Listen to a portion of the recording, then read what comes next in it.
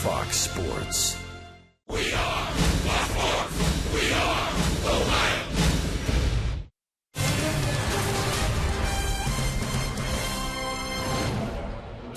The first of four. Bark in the park. Over 400 of our four-legged, furry friends, man's best friend. Whether you're going good or you're going real bad, they're there for you with a smile. Brewers and the Redlegs tonight from Great American Ballpark in downtown Cincinnati in the first of three. And hi again, everybody. Look who's back. Chris Welsh and Jim Day. I'm Tom Brenneman. Welcome, as always, to Reds baseball. Not such good news to report. Announced, Chris, just moments ago, there's a sprain in the elbow tendon of Homer Bailey, and they have just put him on the disabled list. They brought up reliever Carlos Contreras, but that figures to change when Bailey's spot is due up next in the rotation on Thursday. You're probably right, though, Tom. But, I mean, the big picture is really what the Reds are looking at right now with Homer Bailey, hoping that it's only a sprained elbow and not something more serious. You know, he had elbow surgery last year. They didn't think it was a serious surgery. They took his time coming through spring training, had no major setbacks. So hopefully this is just one little bump in the road and that he'll be back on the mound before too long. But in the meantime, they've got to figure out a way to take his spot in the rotation little by little. These little injuries etched away the team last year. You don't want to start seeing that happen again here in 2015. Let's take a look at this series coming up. As we know, the Brewers are really struggling. The Reds beat them 3 out of 4 in Milwaukee last week. The Reds are trying to end a 3-game losing streak that began against the Brewers in the final game of that series. And they'll hand the ball tonight to Jason Marquis. More on him in a moment. But they saw Jimmy Nelson last week, and he threw the ball very well. Well, he's a really good pitcher. I mean, he's a big, strong guy. He throws in the low to mid-90s. He's got a great slider. He really found his slider, by the way, his last time against the Reds. But he's also added a knuckle curveball. And that is a great pitch against left-handers, as Jay Bruce found out. He struck out 5. He only gave up 3 hits in 8 innings, and he really was on cruise control once he got past the first inning or so. So Jimmy Nelson, if he's got the same kind of stuff tonight as he did last time, it's going to be a challenge for the Reds. Jason Marquis, well, he's a guy that really needs to get into the count a little bit. What we found out with Jason Marquis is that he's got so much movement on the fastball that sometimes it's hard for him to control. The hitters are hitting very high batting averages early in the count. We'll get into that in the ball game, but hopefully he'll keep the ball down in the ballpark and give the Reds a well-needed start out of starter tonight. All right, when we come back, Jim Day is standing by, hoping to see plenty of this tonight. Billy getting on base and Billy running. You're watching Reds baseball on Fox Sports Ohio.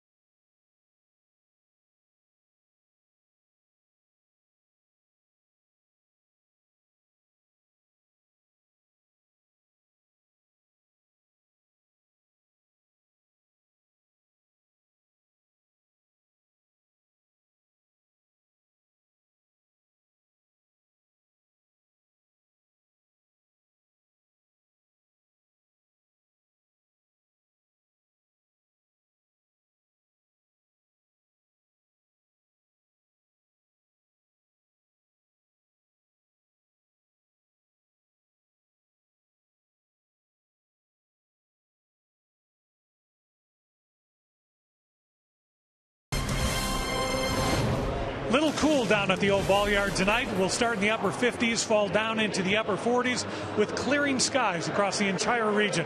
Enjoy Bark in the Park and the game on Fox Sports Ohio. Now down to Jimmy Day on the field.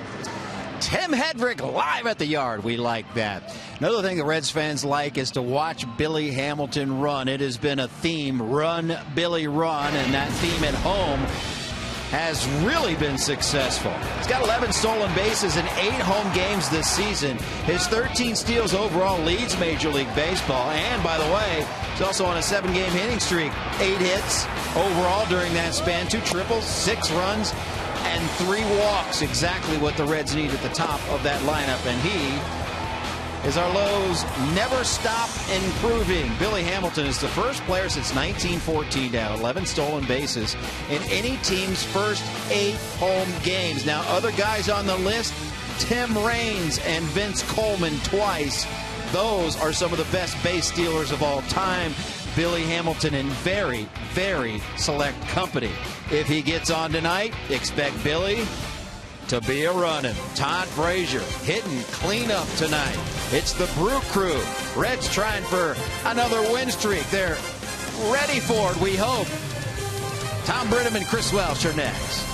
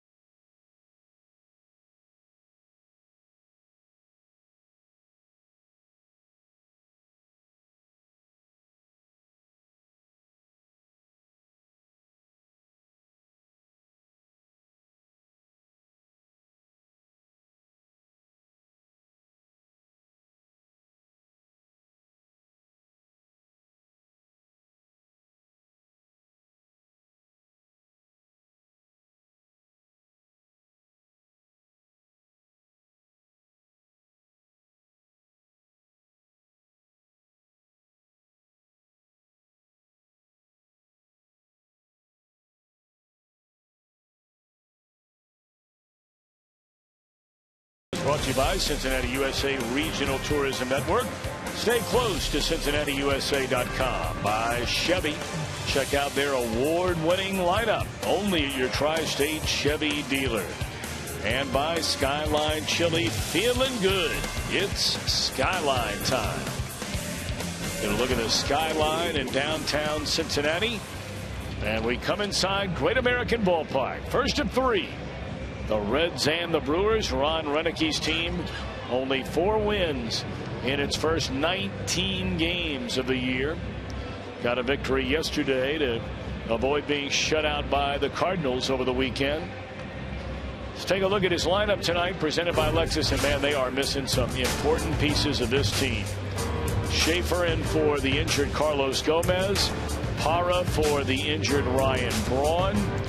Lind in the middle, had a good series against the Reds last weekend. Davison left. Ramirez at third. Scooter Gennett being replaced by Elian Herrera. Maldonado replaces their star catcher Jonathan Lucroy. And Jimmy Nelson on the mound. And for the Reds, it's 36-year-old right-hander Jason Marquis. Jason tonight makes career start number 313. He is won more games than he has lost in the major leagues. He's won 122 and he has lost 115. 1-1 this year with the Reds, and you know, anytime you face a team back to back, you think you have to put some new wrinkles on the ball. I don't think so in the case of Jason Marquis. Marquis is all about movement, location, and changing speeds. Sometimes you can tell early on if a pitcher is on his game by the way the ball comes out of his hand in the first inning. Gene Segura, their regular shortstop, leads it off, looks at strike one, and we are underway. Marquis made the comment the following day after his start, a very disappointing start where he lasted 5 innings, allowed 9 hits, 5 runs against his Brewer club, that he had movement as it goes to 0-2 on Segura, but the movement he was looking for, Chris, and you know a lot more about this than most of us ever will, is it tended to flatten out that movement rather than darting maybe in a more downward plane to a number of these Brewers hitters. Well, the movement that we see the best on your television screen is that side-to-side movement. The movement that most pitchers who rely on being down in the zone want is the ball just to turn over just as it gets through the plate so the hitter hits the top half. A roller down to Joey. He'll wave off Marquis and wins a race to the bag against Segura. 1 away. We look at the Reds on defense, presented by Ford. And although they have changes in their batting order tonight, it's the regular cast of characters. It's been now 17 days since Devin Mesoraco has made a start, and yet he has remained on the Reds' active roster, used exclusively as a pinch hitter.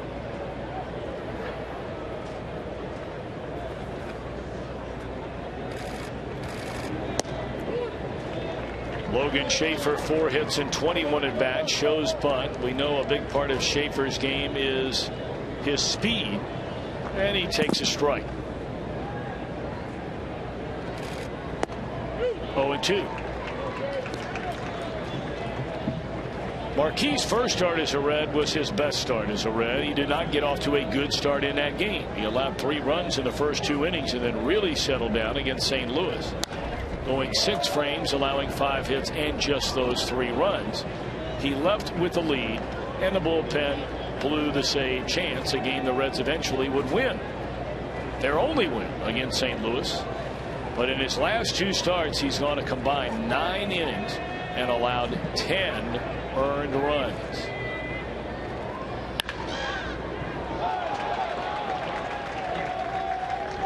That one by Votto on a 0-2 pitch into right field, and Schaefer with a 1-out base hit. On an 0-2 pitch right here, it looked like Jason wanted to come inside off the plate and back Schaefer off, and only to have that ball come over and catch the corner. Got a little bit more of the plate than he wanted. Ball goes off of Votto's glove, and the Brewers have a little bit of a speed here on first base. He can run a little bit, Schaefer can.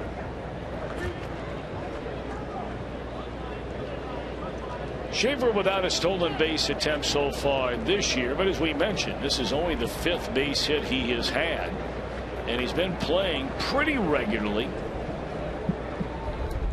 Been trading time out in center field with Parra, although Parra is in there tonight playing right for Ryan Braun, who's got some pain in his side.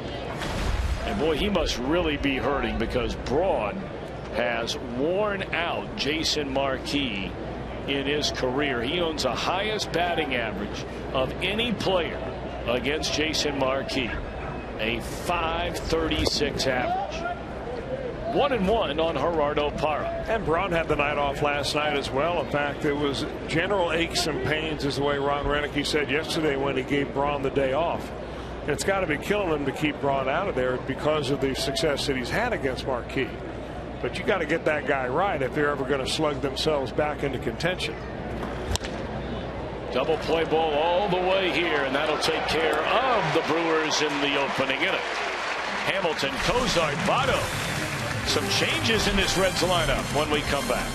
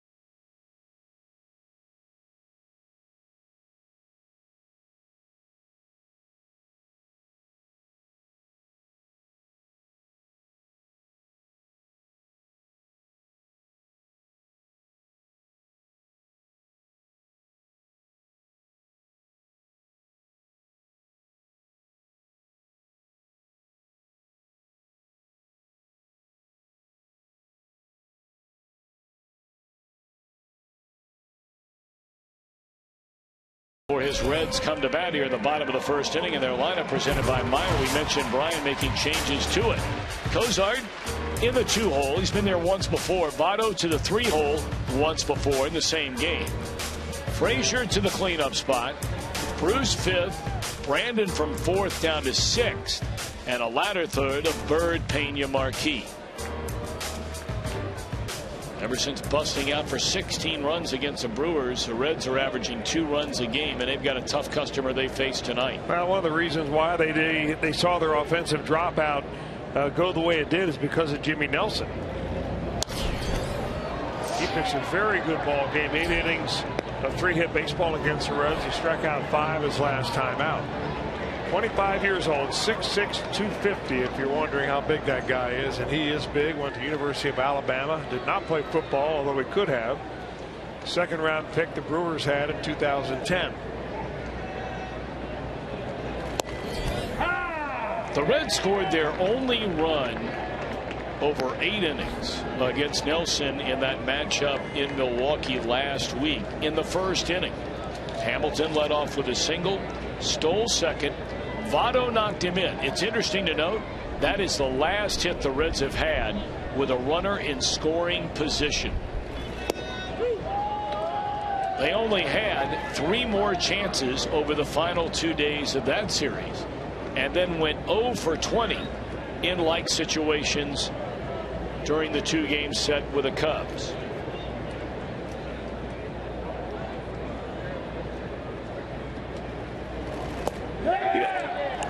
And Billy went around. He's out of there on strikes to begin the Reds' first inning. You know, Tom, that stat about runners in scoring position and how bad the Reds have been there, you hope that that's a stat that the fans know and the coaches know and the manager knows, but the players don't know, because the last thing you want them to do is they start calculating as they're on their way to the plate.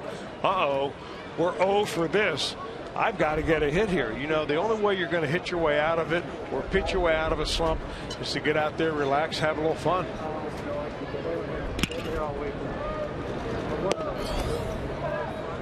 Cozart at 303, 4 home runs and 9 runs batted in.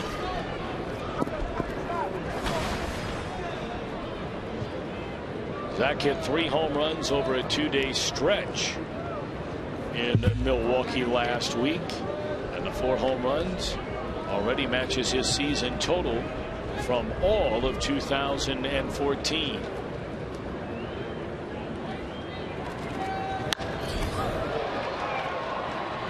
Parra drifting to his left for the second out of the inning.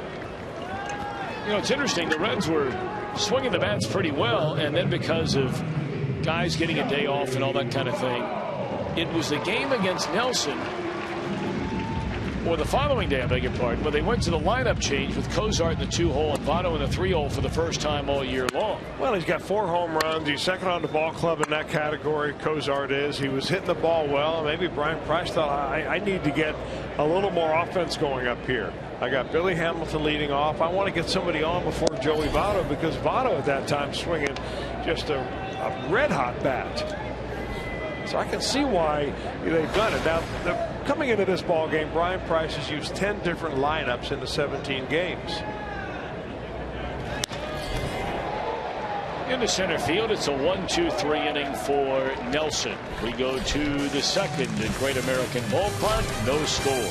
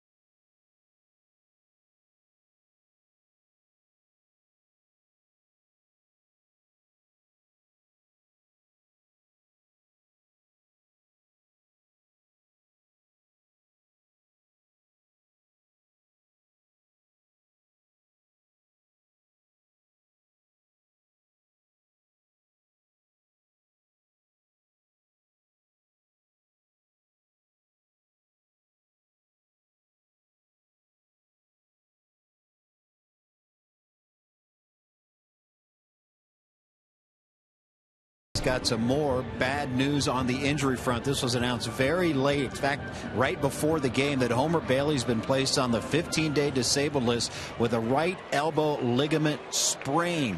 Now, I talked to Price very briefly. Didn't want to give up too much information. He'll talk more about it after the game. But I did ask him, is there one instance in which Homer injured himself? And he said no, there was not one instance. Homer said he was fine after his last start. A lot of times guys will obviously throw between starts, and wondered if it happened then. He said no, it's just been a buildup that it's happened. By the way, they recalled Carlos Contreras, the reliever from Louisville. The Reds will not need a starter until Thursday, so that'll be up in the air as to which man will make that spot in the rotation. But anytime you hear a elbow ligament anything, makes you worry.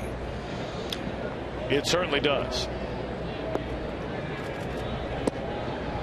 And I guess there is a significant difference, and I'm not a doctor, nor do I try to play one on television, but there is a big difference between a sprain with a P and a strain with a T. There's a rocket on a 3-1 pitch in the right field off the bat of Adam Lind. Second hit for the Brewers. We're scoreless as we begin the second inning. You know, if you're thinking about guys who are available to come up, the most logical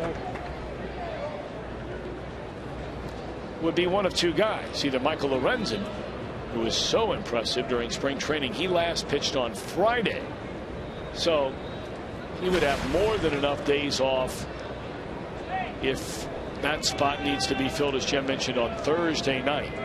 Now, he is not on the 40-man roster, but you know, he's going to be before too long anyway.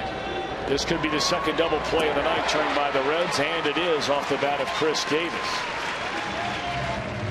Now, that's the one thing that Jason Marquis has going for him with a runner on base. If he can keep the guy at first base and not attempt to steal, he's always has a good chance of throwing a ground ball to get a double play. Second in 2 innings right there. Chris Davis, big swinger, swinging hard, hits right over the top of the ball, and just like that, Marquis is out of that jam. We mentioned the other option could be, and they have any number of options, I suppose, of anybody that's down there on that AAA staff. Raisel Iglesias is on the Major League 40-man roster. Now, he pitched yesterday in the minor leagues, but he only pitched 4 innings in that game. So, I suppose after a 4-inning stint, you might consider bringing him back on 3 days rest. More than likely, as they try to really watch his innings this year, more than likely not. And the reason he only pitched 4 innings, he got beat around a little bit. So that may be something else that they're considering. I mean, there are a lot of options the Reds have. That's the good news, is that they do have quality pitching down there. They've got up-and-comers like the ones that you just mentioned, who a lot of us who saw them pitch in spring training thought they were big league ready. And I think they probably are. But, you know, it's not like you're going down there and the barrel is already empty. And you're digging for some retread that you signed as a minor league deal. You're hoping that he's going to be okay. You know, I think that it's a bright future for those guys, although we may now see them a little sooner than I think than the front office expected. Nice breaking ball there by Marquis to pick up his first strikeout. He allows a hit, second straight, and he gets a double play. No score.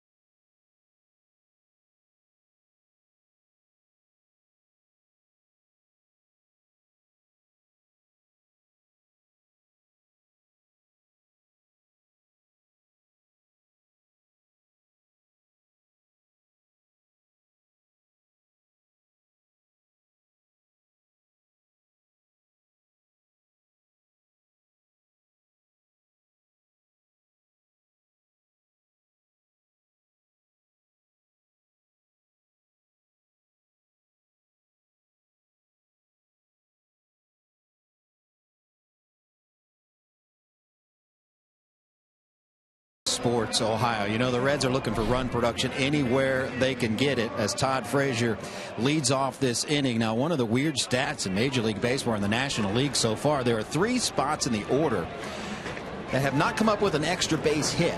Anyone that's hit 4th for the Reds, the 8th hitter for the Pirates, and the 9-hole hitter for the Reds. Now, we were in the clubhouse earlier today, and Frazier's looking over the stat pack, and he picked this stat out. And he said, I can't believe we have not had 1 extra base hit from the 4 spot. Then he looked up with a Frazier smile and said, that is until tonight. He said it in jest, but shows you the confidence of Todd Frazier as he hits in the 4 spot tonight. Well, the Reds could certainly use some damage out of that number 4 hole. Brandon, for really about the initial 10-12 games, had a very high batting average. But as you mentioned, 0 extra base hits. And Frazier in that cleanup spot tonight, a count of 2-1 as he leads off the Reds' 2nd inning in a scoreless game. You know, Jimmy Nelson coming inside like that on Todd Frazier. His idea right here is to get Frazier thinking about the inside and then try to get Frazier to chase something away. And he's going to go outside here.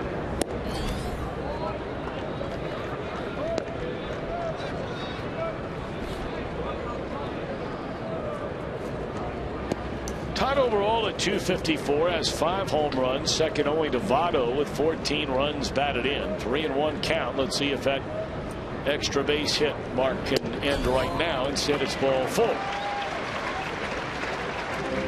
We look at Milwaukee on defense, presented by Ford. Parra won a Gold Glove during his days as an outfielder in Arizona. Schaefer in center, Davis in left. The final year in the major leagues for Aramis Ramirez. Gerardo Parra, we've seen him through the years play left, play center. Tonight in right field for Ryan Braun. Now Jay Bruce.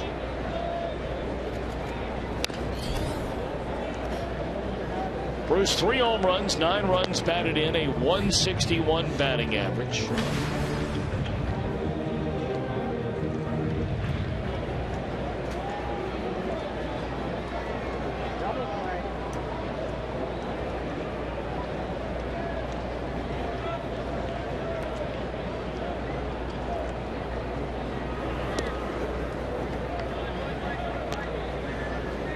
Frazier, 1 stolen base attempt, and it was a successful attempt. Remember, the guy behind the plate, Martin Maldonado, threw out Billy Hamilton. That's the only Reds base stealer that's been thrown out this entire year.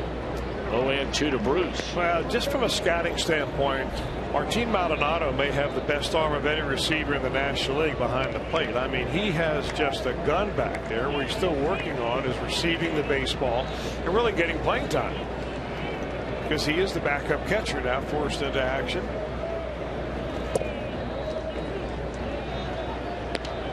Playing every day, much in the way that Brian Pena is playing every day, because Devin Mesoraco's on the disabled list.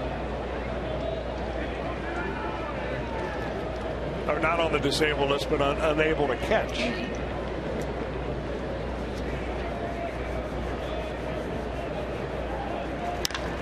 High fly ball. Pretty well hit into right field, and this baby will fly out of here for Jay Bruce. Oh, he needed that one.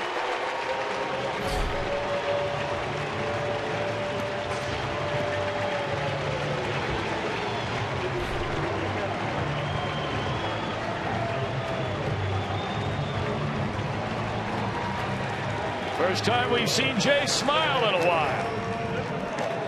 2-0 Reds here in the 2nd inning. Now they got out ahead of a slider, did Jay Bruce right there, and it was a hanger. As you can see, it kind of hung over the center of the plate. Jimmy Nelson knew it when it came out of his hand. He hoped that Bruce wouldn't put this kind of a swing on it, and he had plenty of height. The only question was whether that baby would carry far enough. No question about that now. And the Reds have 2 on the board. Now Brandon, he looks at strike 1.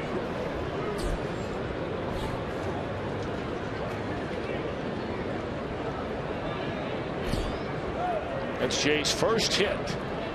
since he clubbed that grand slam. You may remember that was a game where the two teams combined for 3 grand slams, and the Reds hit 2 of them. Well, Jay had a day off yesterday. He had a day off, obviously, on Saturday when no one played, although they waited around all day to try to get the game in. And sometimes managers will give a player a day off, just a mental day. Now, just stay away from the batting cage. Don't sit and, work on your bats and think about everything. Don't go in the cage and do any extra work. Just kind of take a break mentally, and you can come back refreshed. Hopefully that's the case with Jay Bruce. Well, speaking of the 3 grand slams, if you missed them, Bruce got 1, Frazier got 1. Reds hitting 2 in 1 game for the 4th time in team history. The IGS bringing the energy. They were bringing the big lumber that night. And a good start for Bruce here in the Reds tonight. They've already doubled their run output in less than 2 innings, and they had in 8 against Nelson less than a week ago. Marlon Byrd 1 home run that came in Milwaukee. That was against Kyle Loesch. We will see Loesch tomorrow night in game 2. By the way, we are televising the game on Wednesday. That was supposed to have been a radio-only game, and we'll have it for you now here on Fox Sports Ohio. At 12:30, we'll come on the air, Mike Leake against Matt Garza.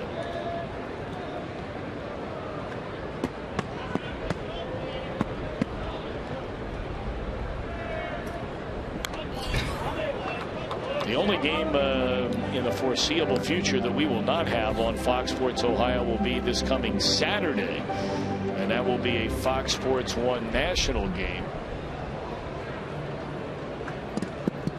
in Atlanta.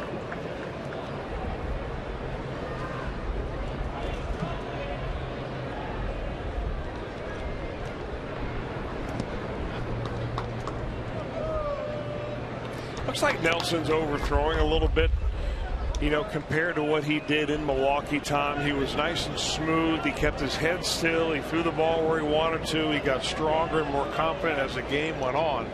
And sometimes when a pitcher faces the team back to back, they think they've got to be better than the last time because they've just seen him. And I think he's just trying to oomph that ball just a little bit more up there. He hung the slider to Bruce. He's bounced a ball or 2 here to Marlon Byrd. That comes under the category of pitchers giving hitters too much credit. It happens all the time, especially in the first month of the season when it's very hard to get your batting average up anyway.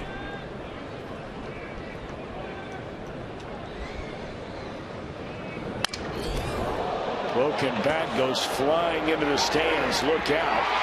The throw goes into the stands on the other side of the field. So Byrd will be awarded second base.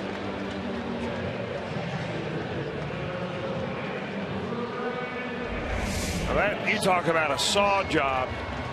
I mean, this is right in on the knuckles right there. Marlon's able to put that ball into play. And while the fans behind the Brewer dugout were scattering, they were scattering also in that camera well in there because that ball got away from the shortstop Segura, and Marlon Byrd's on second base. That'll be ruled a single and an error.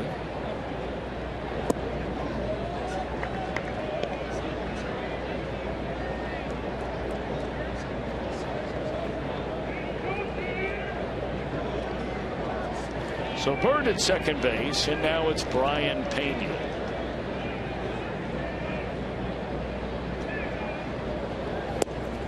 Breaking ball just a little bit low. 2 balls and no strikes to Pena. Hey, what the Reds are doing a nice job making Nelson throw the ball over the plate. Trying to see a little bit more of him, not giving him any easy innings. And now they're going to go ahead and intentionally walk Pena after falling behind 2-0. Pena's done a nice job. I mean, he's not hitting for any power. Doesn't have a home run. He has a couple of doubles, but primarily batting in the 7th or 8th spot with that batting average right around 290, and he's been playing virtually every day.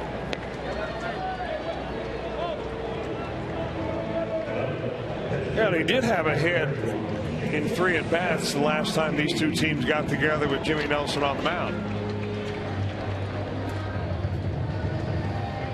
So what the Brewers are hoping is that they'll give Jason Marquis the green light to swing away, and he can get a ground ball the way Marquis has thrown up a couple of ground balls, double plays.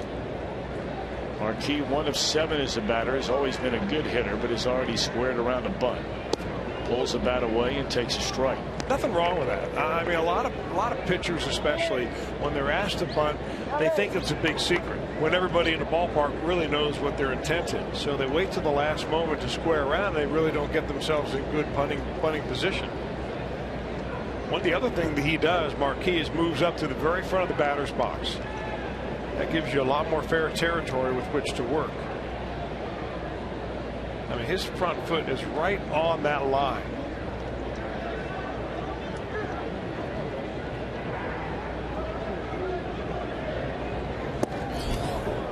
In fact, you could even go a little bit more if you're Jason Marquis. A lot of baseball players don't know this rule, but you know, your foot has to be on the line, not the whole foot has to be in. So you can be on that line just the way you see a lot of hitters kind of cross out that back line, and they're pushing the envelope there too.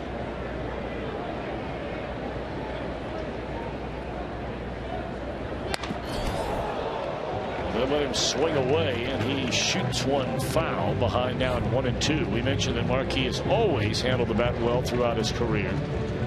So really, what do you do here if you're Brian Price? 1 ball, 2 strikes.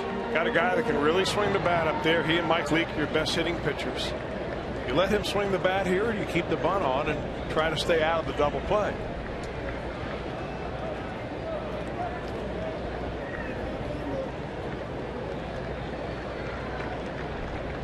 Of course, it might not be Brian making that decision. It could be Jay Bell, bench coach.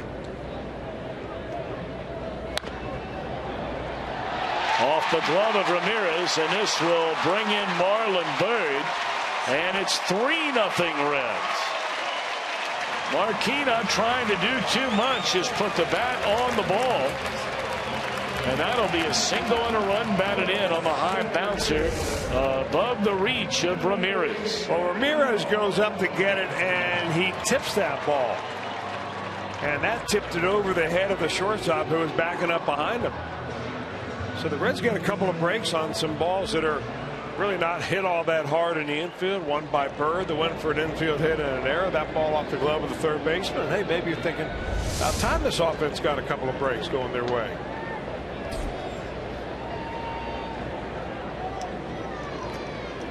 So 2 on, still only 1 out, 3 runs home, and now Billy Hamilton, who struck out his first time up. And there's a rocket into right field. They're going to hold Pena at third. Ball hit so sharply.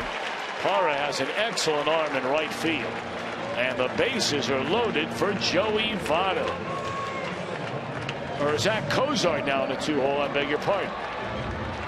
By the way, the base hit by Marquis, that ended the string of 0 for 23. The Reds hitting with runners in scoring position, and now they're 2 for their last 2.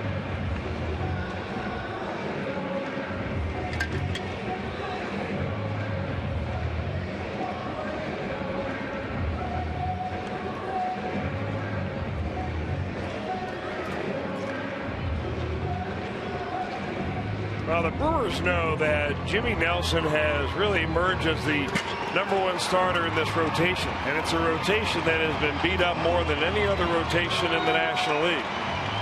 They like to settle him down and get a deep outing out of him. Right now, the Reds are on the verge of breaking it wide open.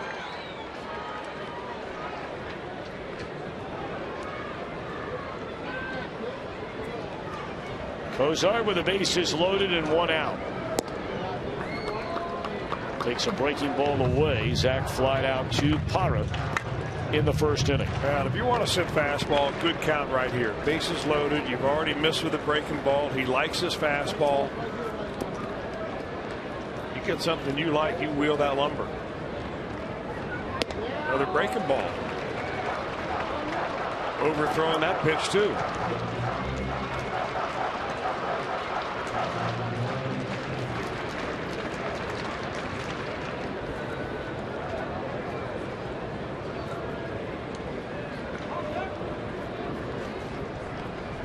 Maybe he'll get that fastball here on 2-0.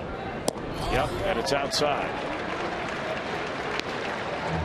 You know, when you're 25 years old, you don't understand sometimes that the best pitch is not when you can reach back and add more to it, is when you can take a little bit off and throw it exactly where you need to. And he needs a couple of them right here because this is red light city.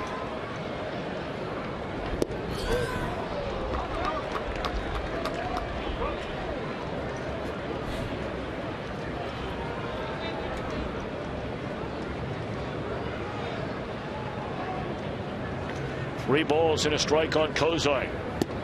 And ball 4 will bring in a run. 4-0 Reds.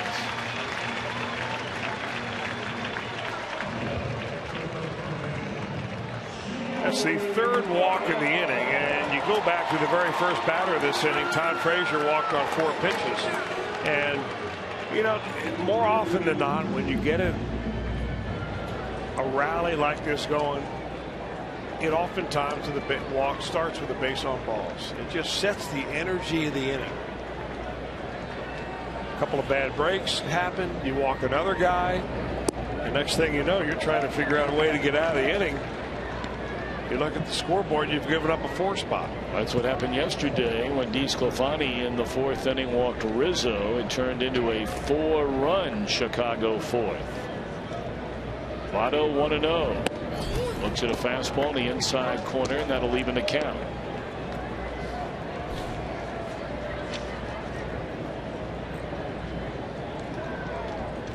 A 4-run second, and the Reds are looking to kick the door down here with 1 out. And the heart of the order up.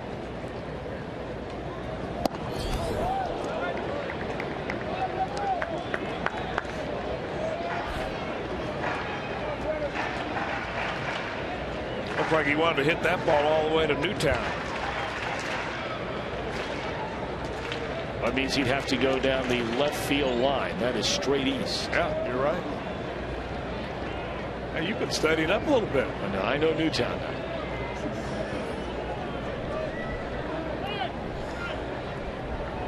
It's right where you pick up at the Avoca trailhead there. That baby runs about 90 miles, that bike path. That is as sweet as it gets, man. Votto thought about it, laid off.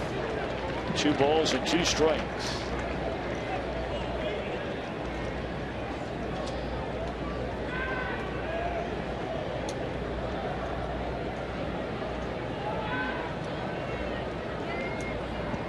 Choking up a little bit more is Votto.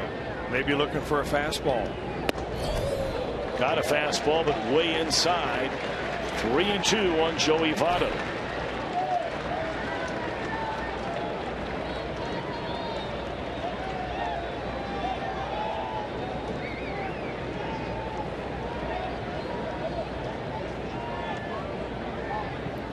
Bases loaded, payoff pitch. And this will be a double play to end the inning. But the Reds come up with 4 runs. On 4 hits, they take advantage of an error. Jay Bruce, a 2-run home run to get it started.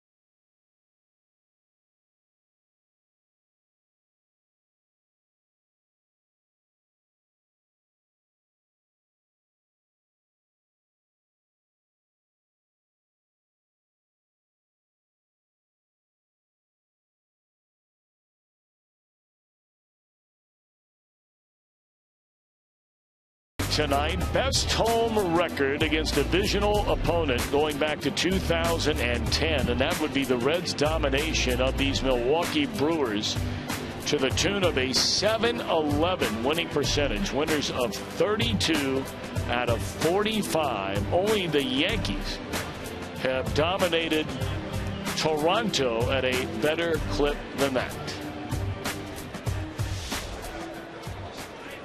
Reds have already beaten the Brewers 3 out of 4. That was in Milwaukee, and really in this series between these divisional rivals, the home team has won the overwhelming majority of games. That was until the Reds went to Milwaukee last week to take 3 of 4. So Marquis is now spotted to a 4-0 lead as the Brewers bat in the 3rd inning. They have 2 hits against Jason, but he's rolled up a pair of double play balls to avoid any damage. And here's Herrera. This young man was brought up from the minor leagues when Scooter Gennett cut himself in an accident at home while the Reds were in Milwaukee, and he hit a grand slam. Frazier and Bruce hit the 2 for the Reds in that 16-10 slugfest. Herrera hit it for Milwaukee. Well, you may remember it was Jason Marquis who was the starting pitcher for the Reds in that ball game. He ended up getting the win, 5 innings of 5-run baseball. But as soon as the Reds gave him a 4-run lead in the top of the 3rd inning, he promptly gave up 4 runs in the bottom of the 3rd. So he's probably thinking about that, thinking, you know what, I'm not going to let this one get away from me. Well, we missed you over the weekend, Mr. Welsh. A lot of people were asking about you, the 25-year reunion of the 1990 World Series championship team. Everybody was asking where you were. Well, I was watching you guys on TV, did a great job. And it made it real enjoyable to watch Reds baseball. The rain delay, as long as it was, I have to tell you how enjoyable that was. All the interviews with the guys from the 1990s team, the special reports. It was really fun. I mean, you don't want a long rain delay ever, but if you do, you want to have guys like that in the house that you can go to.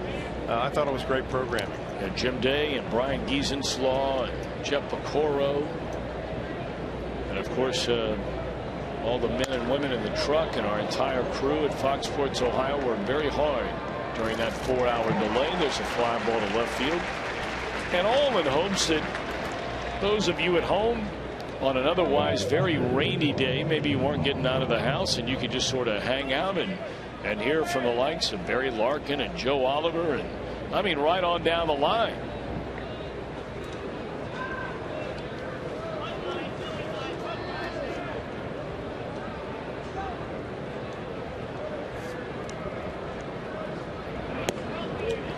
Martin Maldonado with 1 out and nobody on looks at a strike. Well, you look up and down this Milwaukee batting order, and we talked about all the big bats out of their lineup, and brother, believe me, I mean, it's like taking the 4 best hitters out of any lineup in baseball. Lucroy, Vaughn, Braun, Gomez. Jeanette's an excellent young hitter. All of them out of the lineup. And then you look at some of the guys trying to fill in for him. 4 for 21, 197, 167. These are some of the numbers right now of some of those that are getting a chance to play every day. Well, that's the old saying, is it's not who you play, it's when you play them. And you certainly could not roll up against the Brewers at a better time than right now as far as them having depleted roster. You know, not only are you missing 4 guys who are very good offensive players, but 3 of the 4 play up the middle. Lucroy. A lot of people think that Jonathan Lucroy is the best defensive catcher in the National League, even better now than Yadier Molina, especially when it comes to framing pitches and moving your pitching staff along. Scooter Gennett, very fine defensive second baseman. Of course, Carlos Gomez goes and gets him about as well as anybody. Three of the 4, Braun the only one that is not on the disabled list. course, we saw Lucroy's injury on a foul ball off the bat of Cozart, wasn't it? Yeah, and right before the pitch before Cozart ended up hitting a 3-run home run.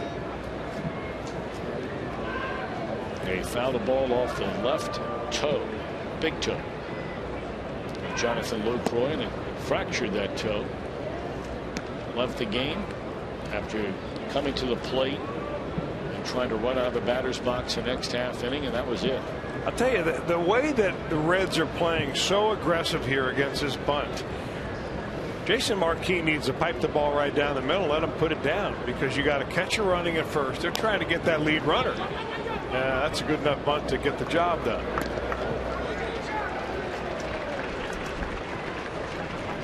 Sacrifice for Nelson. We invite you to follow the Reds all season long with MLB.com at bat.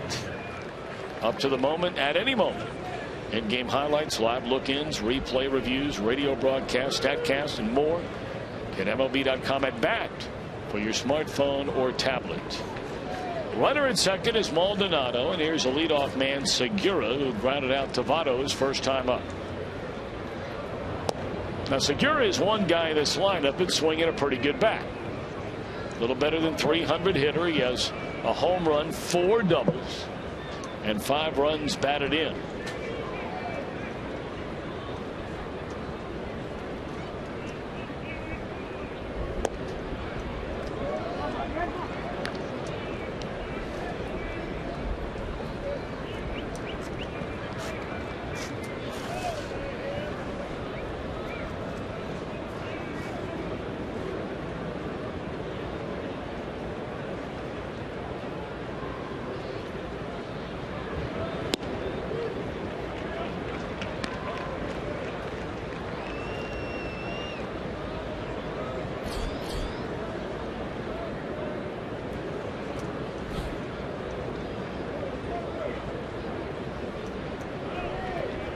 Two balls and a strike on Segura. Maldonado drawing a 1-out walk out there at second base.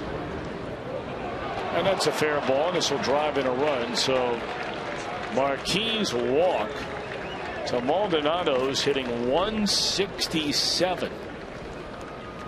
Comes back to bite him on a 2-out hit by Segura. It's a 4-1 ball game.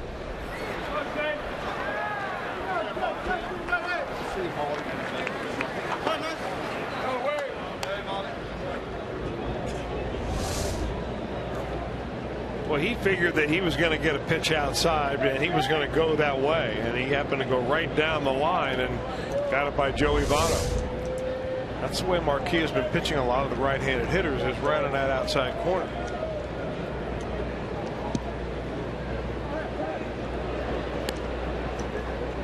Segura has 3 stolen bases in 4 attempts. He'll draw a throw over as Logan Schaefer comes to the plate. He had a single on an 0-2 pitch into right field his first time up.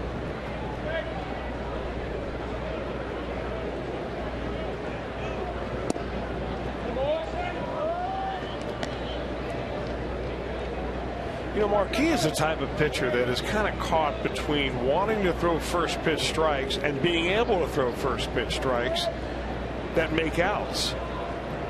He really needs to pitch ahead in the count because he doesn't have a go-to pitch to blow somebody away.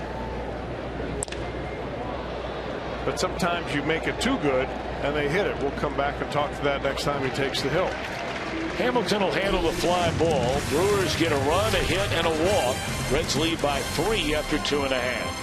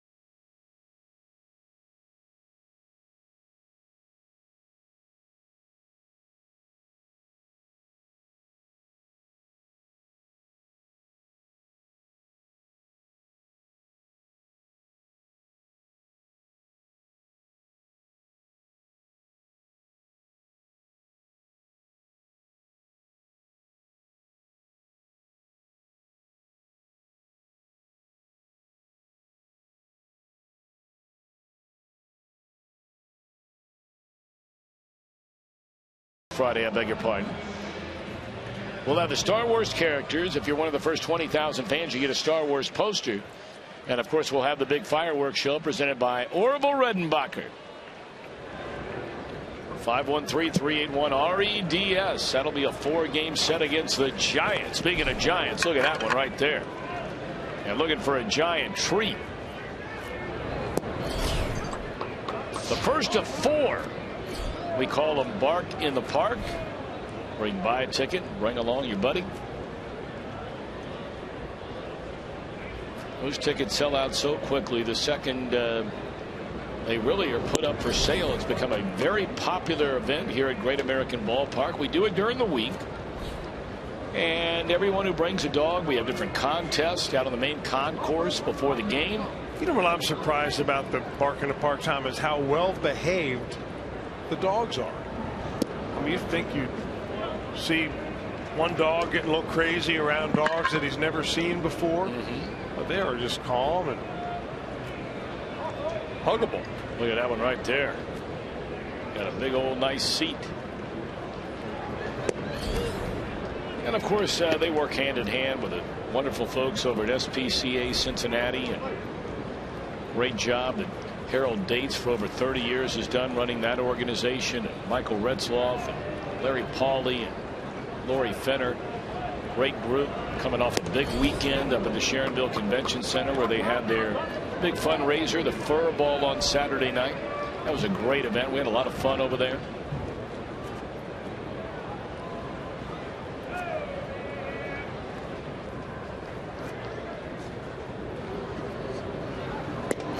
Ball 4 to Frazier. Well, he led off the second inning with a walk. The Reds wound up with 4 runs in that inning. Let's check in with our main man, Jim Day. To put in perspective how popular this Bark in the Park has been, they keep adding dates, but since 2007, since the inception of it, 10,000 dogs have an estimated 10,000 have attended the games. 10,000 dogs. Great stuff. Great stuff. Tonight's a perfect night. Taking off is Frazier, and the pitcher threw it to first, and Frazier never broke stride. That'll be a stolen base for Todd, his second of the year.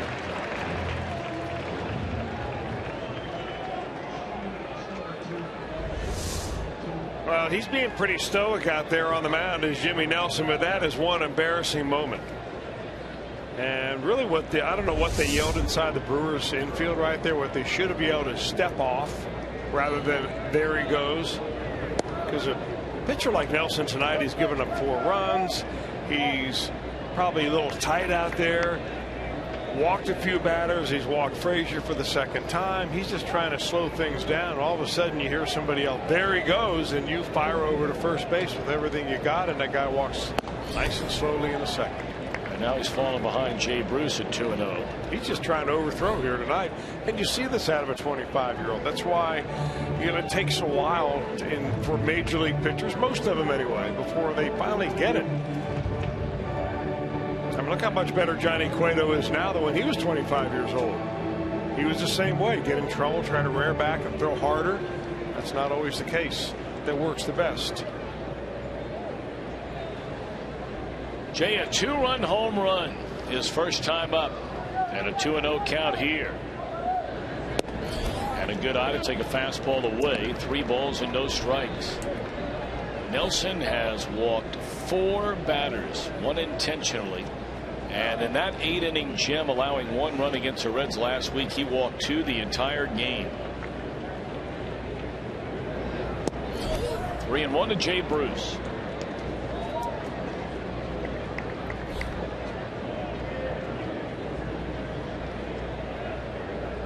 Reds with a chance to get the run right back, which Milwaukee scored in the top of the inning, trimming the Reds' lead to 3.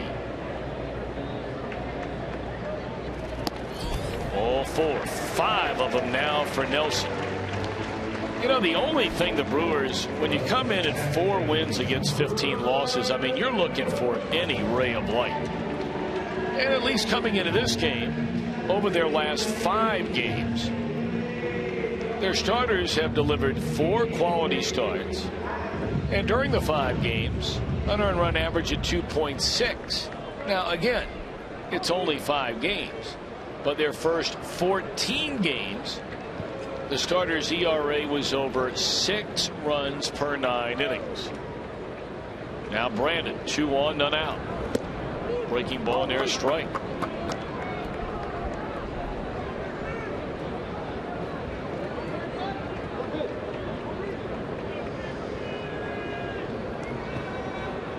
Phillips flied out to the center fielder Schaefer his first time up.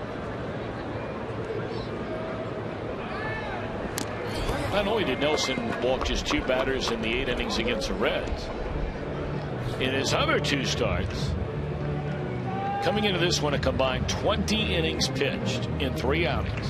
He had walked just 4 batters. That's what you always say, Tom, about a starting pitcher. That, you know, you can, in my estimation, I think out of 5 starts, you can throw out your worst start and throw out your best start. But what do you do in those other 3? What do you do when you don't quite have the feel of your breaking ball, or the pitches aren't just coming out of your hands just right? Runner is safe. Sliding under the tag of Ramirez is Frazier. That'll be a wild pitch, allowing the runners to advance 90 feet.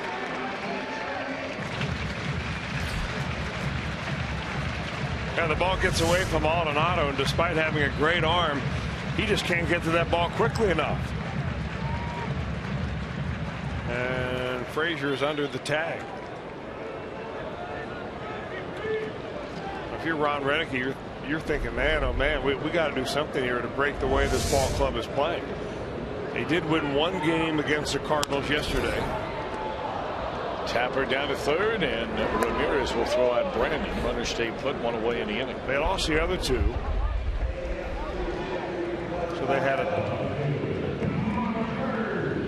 2-7 road trip, or 2-5 road trip in 7 games, that is. A homestand, that is, before they start on this road trip right here.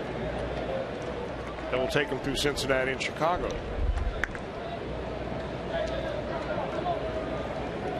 Cubbies and the Pirates are underway. The Pirates dominated the Diamondbacks, holding the D-backs to a total of 2 runs over a 3-game series over the weekend.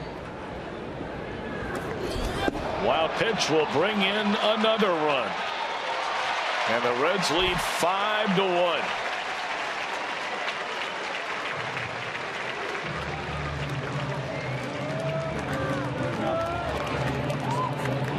How about the way Frazier came around? He walked, he ran to second base, and the pitcher threw behind him to first base. He goes to third on a wild pitch, and he scores on a wild pitch.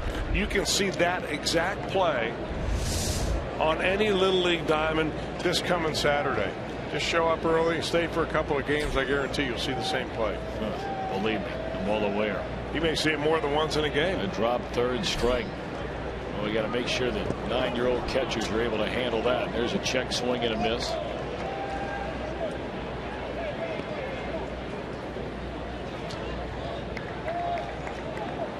Frazier doing his Billy Hamilton impersonation in this inning.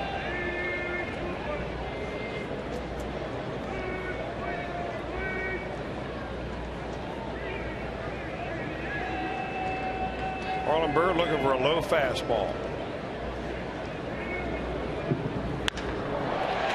Lined into right field, and that'll fall. Parra diving attempt, but that'll be a base hit for Marlin, his 2nd of the game. It played to run. 4 in the 2nd, 2 more here in the 3rd, and a 6-1 Reds lead. Bird's got a couple of hits, both of them off the gloves of the defender, but who cares?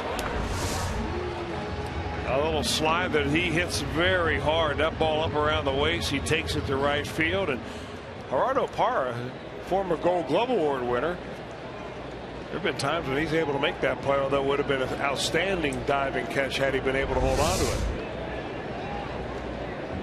Still only 1 out in the inning, 2 runs home. Bird at first for Brian Pena, who was intentionally walked his first time up.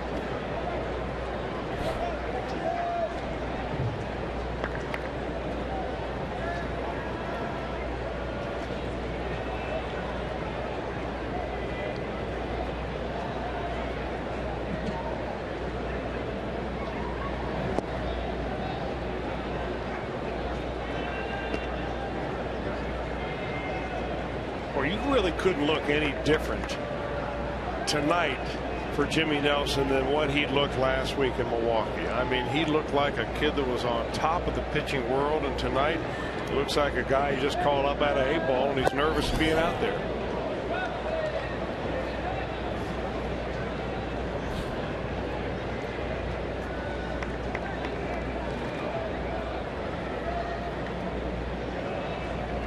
There's Jerry Narron down there alongside of Ron Renicky, the one-time skipper of the Reds. The baseball guy. He's a baseball guy. Jim Day. Is Jim Day available? Yes, sir. Jim Day, what kind of guy would Brian Pena be? Glue guy. He holds it all together. Holds the team together, clubhouse together, catching, pitching, all of it. Glue guy. How about Billy Hamilton? What would he be? He's a table setter guy.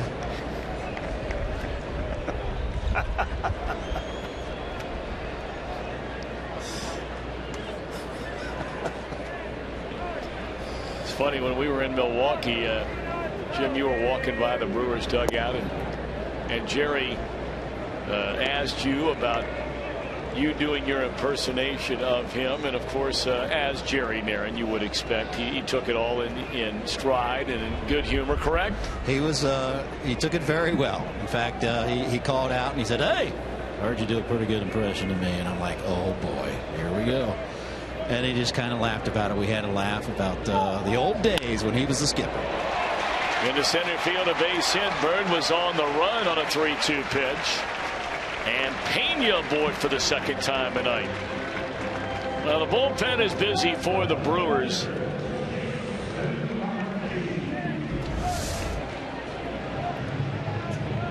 Brian almost looks like he guides this ball up the middle. You see where the second baseman Herrera is playing.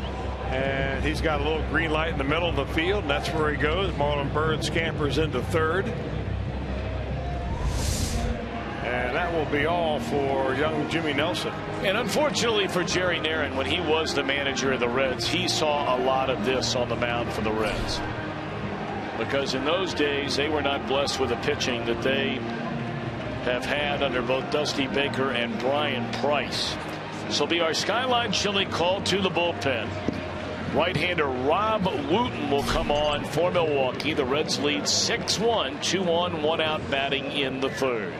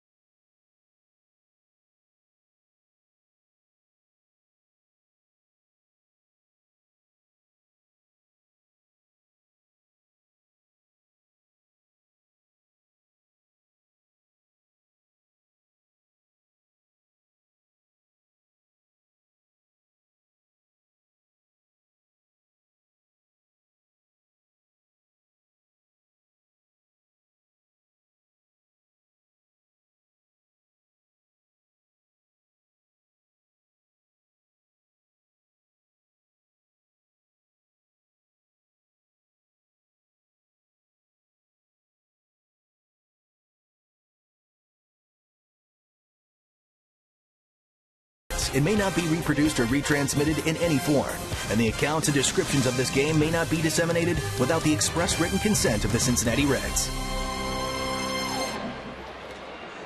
Tell you what, the Reds may bring all these dogs along with them the next 2 days, and then when they hit the road, through Atlanta, Pittsburgh, and Chicago next week. 6 runs, 6 hits to knock the starter Jimmy Nelson out of the game. Runners on the corners. Strike one to Jason Marquis. The new pitcher is Rob Wooten. Yeah, we talk so much about Jerry Narron. It just so happens that Rob Wooten is from Jerry Narron's hometown in Goldsboro, North Carolina. Right-hander's been up for the Brewers last couple of years out of the bullpen. Bunted perfectly by Marquis. No advance, a runner and Pena to second base.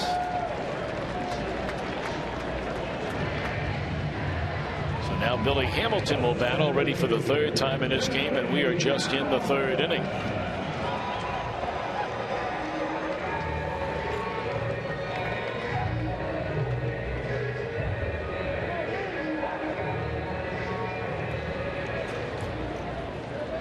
Reds have as many hits already in this game as they had the entire 9 innings yesterday.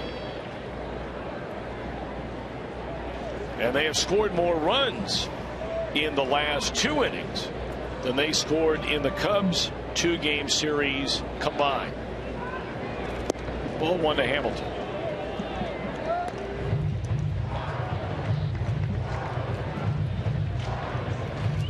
And that man right there got it all started after a leadoff walk to Frazier in the 2nd inning. Bruce clubbed a home run. Jay has also drawn a walk, scored a 2nd time in the game.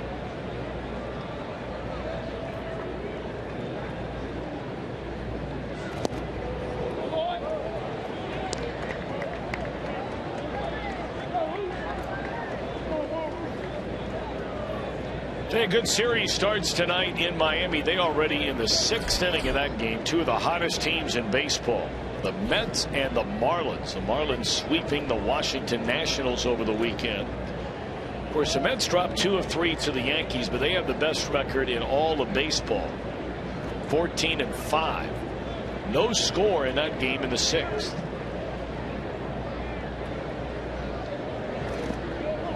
Through the wickets of Maldonado, and another run will score.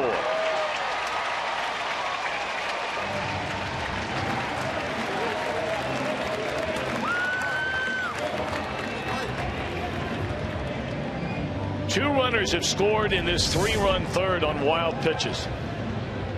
Ball hits off the plate right there, and rather than bounces, it just kind of skids. And right through the wickets all the way to the screen. Well, that's a tough pass ball. That's a pass ball.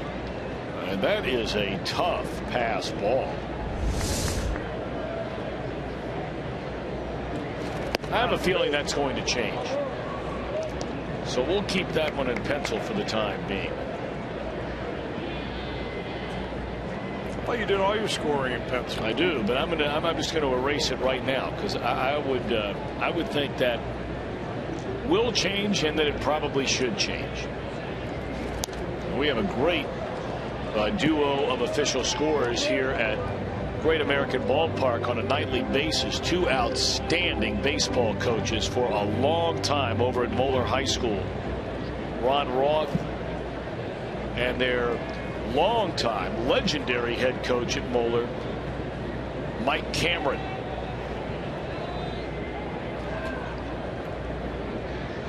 Two to Billy. Look out. And Wooten just does get there in time to end the inning. Reds get 3 more, and at the end of 3 they lead 7-1.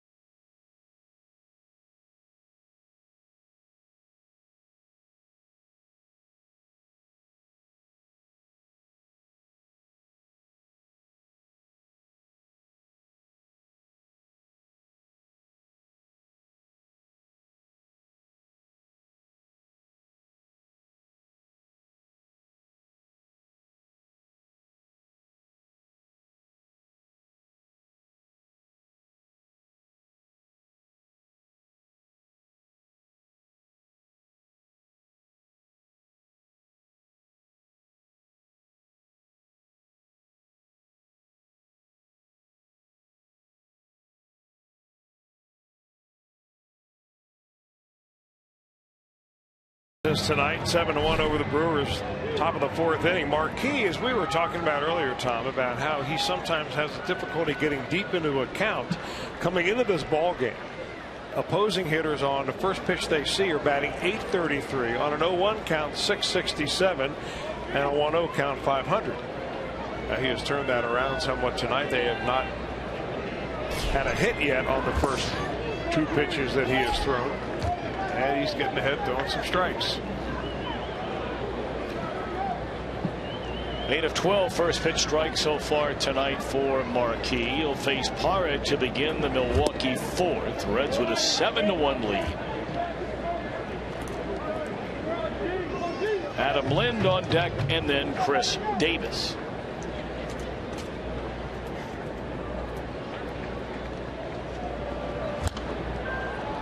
Marquis really has a lot in common with Todd Frazier, the third baseman just to his right.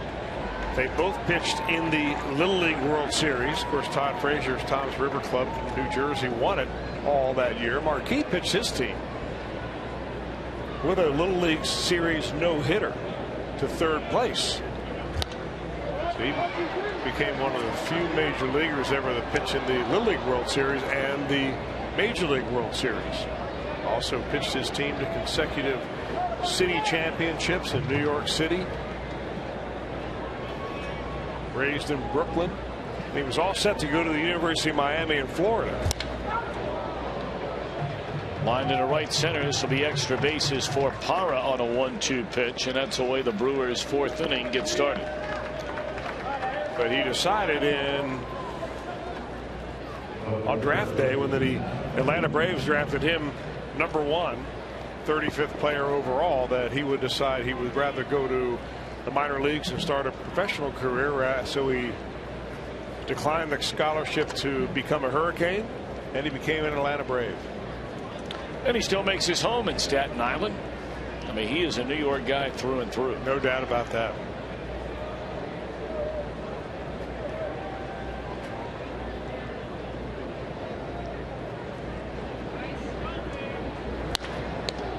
Whoa, what a nice play. And they will get the out as Parra breaking one step too far off the second base bag. That's a nice play by Marquis. You got to figure there'll be more than one person in that Brewer dugout thinking, well, is the score 7-1 or is it 7-1, or where are you going? Good play by Marquis, yes, but that ball's up the middle, and you've got to wait till that ball goes by the pitcher. If it goes by the pitcher, you're going to go to third base uncontested. If it gets picked off by a nice play by the pitcher, you're out and embarrassed.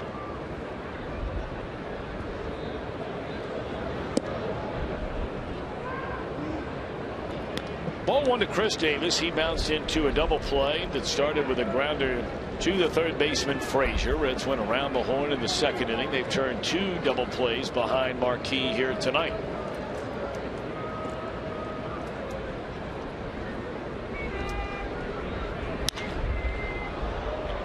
This should be the second out of the inning on the high fly ball towards Hamilton. Well, don't miss our next episode of Reds Weekly. That'll come your way this Wednesday night. We'll look back on the weekend of the 1990 World Series champions. Pete Rose compares players from his days to those playing now. Jeff Pecoro and Doug Flynn bring you Reds Weekly Wednesday night at 6 on Fox Sports Ohio. It's always a great show.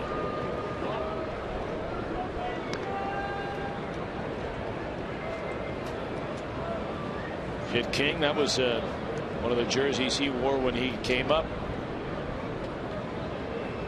Reds were still playing over at Crosley Field, of course. Pete, the Rookie of the Year. Down to third. This will be the final out of the inning on the short way to second base. A leadoff double.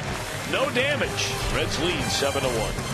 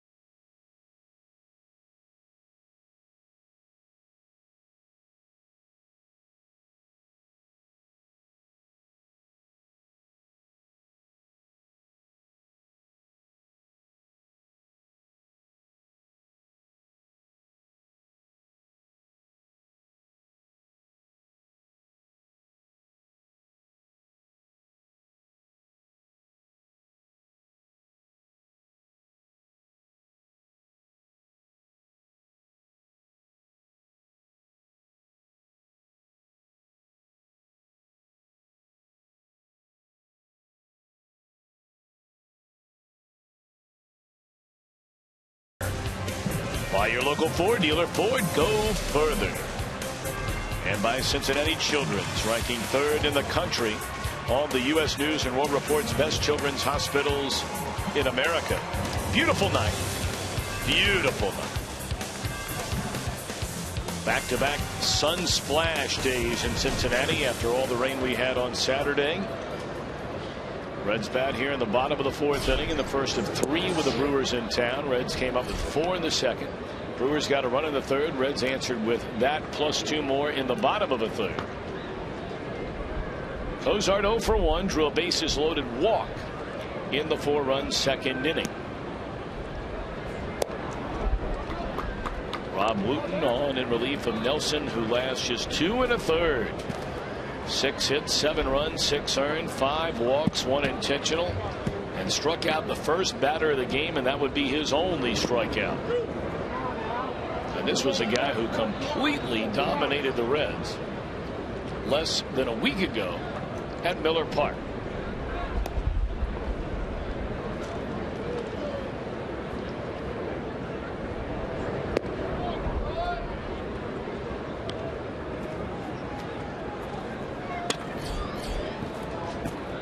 Votto to follow, and then Todd Frazier.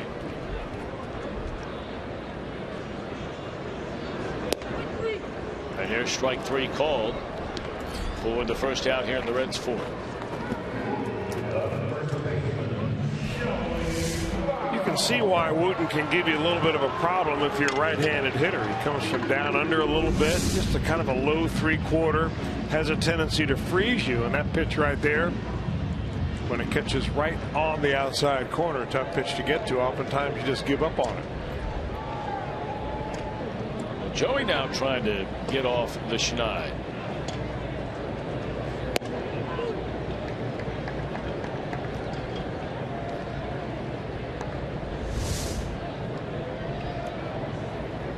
Pretty good look at what Wooten shows you right here. If you're a right-hander, how he can freeze you a little bit. Not quite as deceptive if you're in the left batter's box. He likes that splitter. He holds that split finger pitch before he gets it in his glove. That'll be his go-to pitch to a lefty. 1-1 to Joey. There it is. Outside, he's lined to center and bounced into a double play with the bases loaded, ending the 2nd inning. Votto hitless in his last 12 at bats.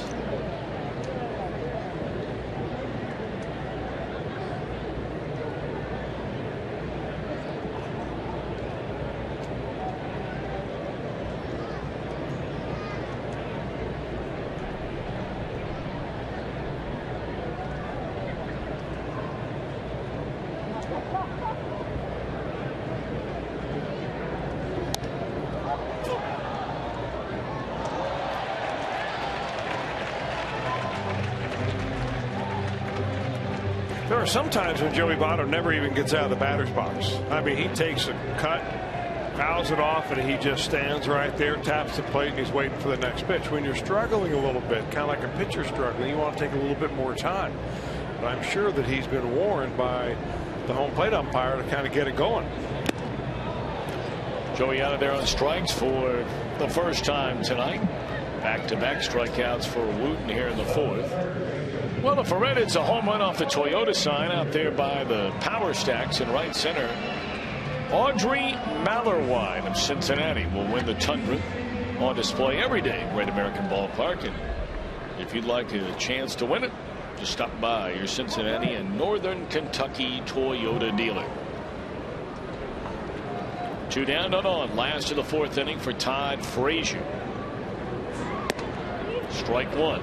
Frazier, a pair of walks, each to begin a scoring inning, and he would be the one doing the scoring in the 4-run 2nd and the 3-run 3rd.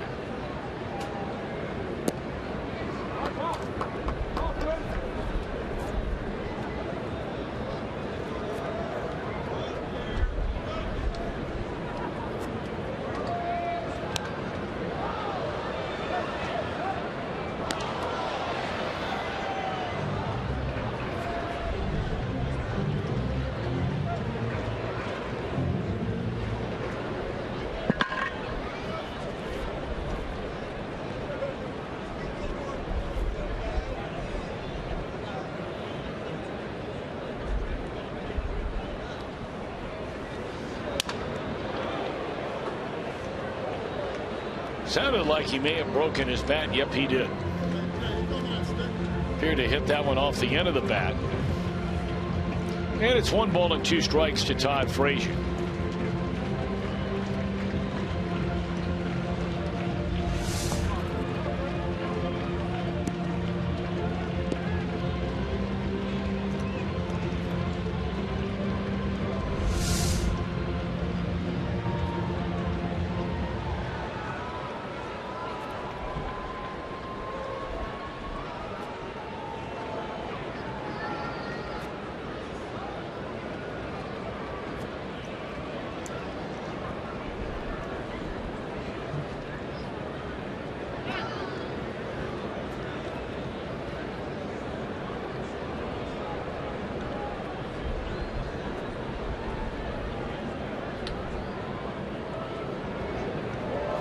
Breaking ball hit him in the back. So Frazier's on base for the 3rd straight inning. 2 walks and now hit by a pitch.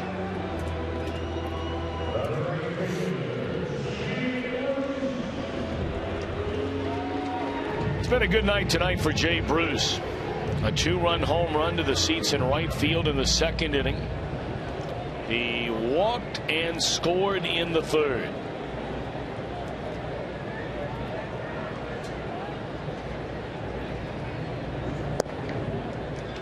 He'd like to have another hanging slider like he did right here in the 2nd inning, and he jumped all over one hung up there by Jimmy Nelson. It's got to feel awfully good for Jay Bruce, who struggled a little bit over the last week or so. And you never know, it takes something like that maybe just to kind of kickstart you, reinforce the good habit you had when you put a good swing on that pitch.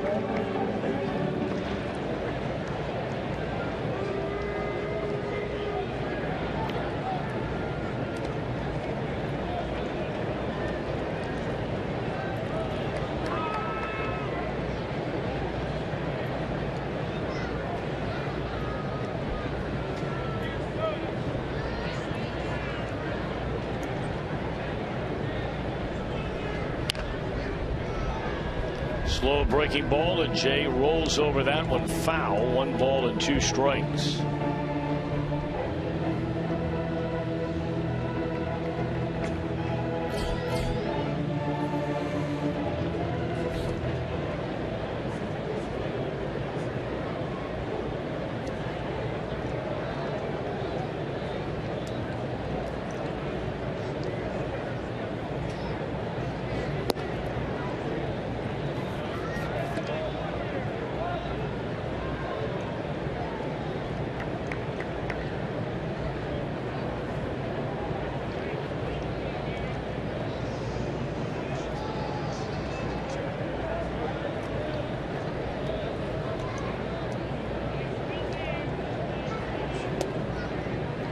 Good arm by Bruce.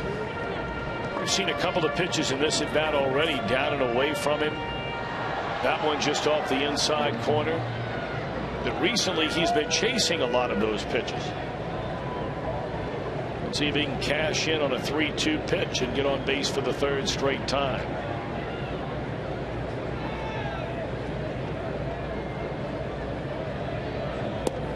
Oh, took it for ball 4, and he will get on for the 3rd straight time. Well, it's just so interesting, this Reds team. Perplexing perhaps is a word, where you'll see games like tonight where they've been so much more patient at the plate, and then over the weekend we saw back-to-back starts. A very good pitcher in Arrieta yesterday. John Lester, they drew 1 walk. There was certainly a lot of disagreement about the strike zone from both teams that night when Lester was on the mound in the series opener on Friday night.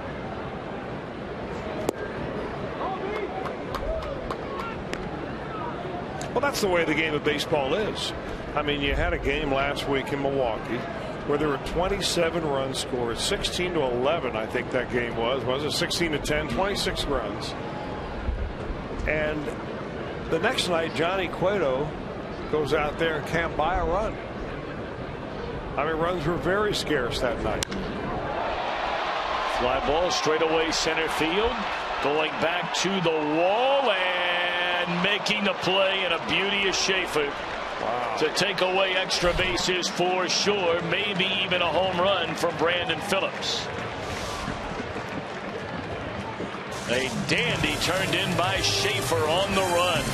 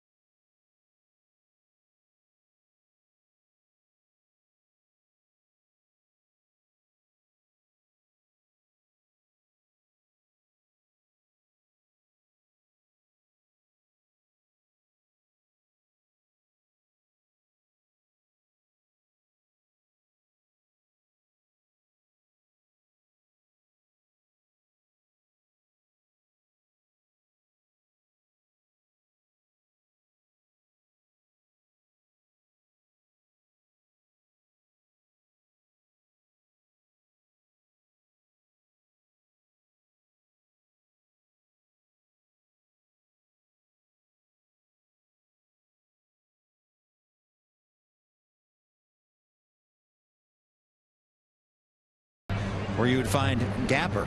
Time now for our T-Mobile game changer, and we're focusing on Jason Marquis. He's one of 2 pitchers in MLB history to win a game as a starting pitcher with 7 different National League teams. The other guy was Sean Estes. Atlanta, St. Louis, Chicago, Colorado, Washington, San Diego, and now the Cincinnati Reds. So he is in the Major League Baseball record books. He is not only a T-Mobile game changer, but he's a been around the block guy. Tom. No, that wasn't your best effort there, Jim. 1 pitch, 1 out on Herrera. What would you refer, what kind of guy is Jason Marquis? Well, like I said, he's been around the block maybe twice, 2, 3 times, 4 times. Longevity guy.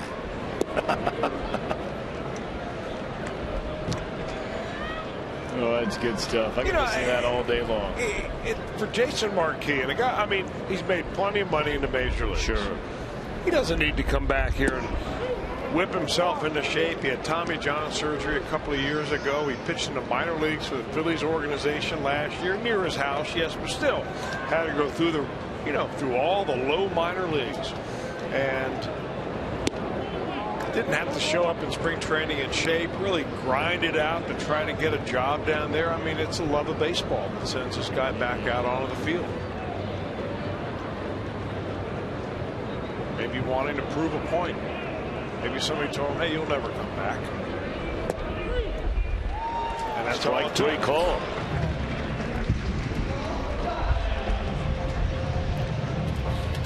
That's his 2nd strikeout tonight. I'll tell you one thing he has been able to do, and there's an old saying, you kind of say it and it's tongue-in-cheek, that it's not how you pitch, it's when you pitch, meaning how many runs are your team guys scoring for you when you're out there. And for Marquis, 4 starts so far this year, 28 runs of support. For Johnny Cueto, 4 starts, 9 runs of support. So that's why Cueto and Marquis have the same number of wins. Maybe that's not the best barometer by which to judge a pitcher.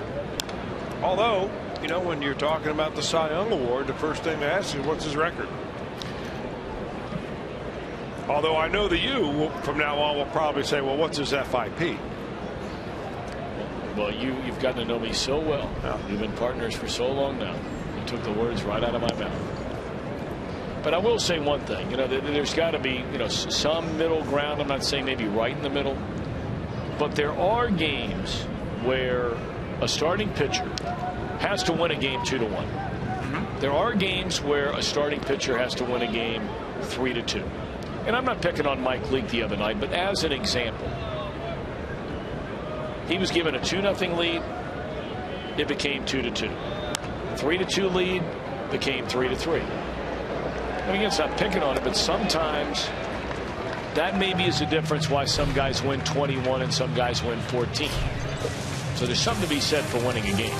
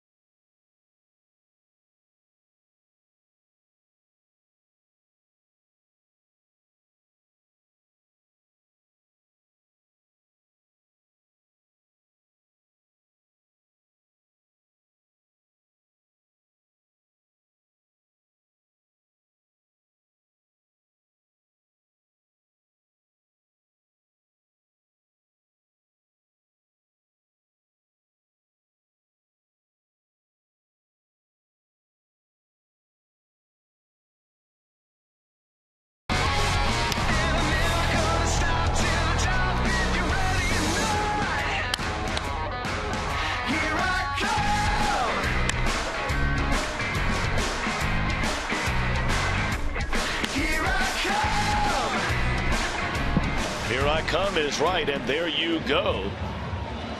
Jimmy Nelson. 7-1 Reds as they bat in the bottom of the 5th.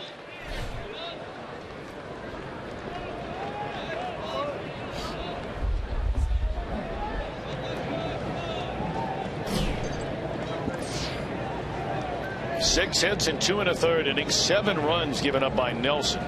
Wooten beginning his second full inning of work. He got the final 2 outs in the 3rd inning in relief of Nelson.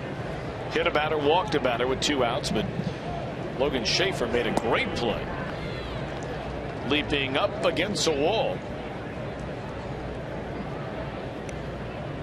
and snatching it before it hit the top of the wall, or maybe went over the wall on a blast hit by Brandon Phillips. Here's Marlon Byrd. A pair of hits.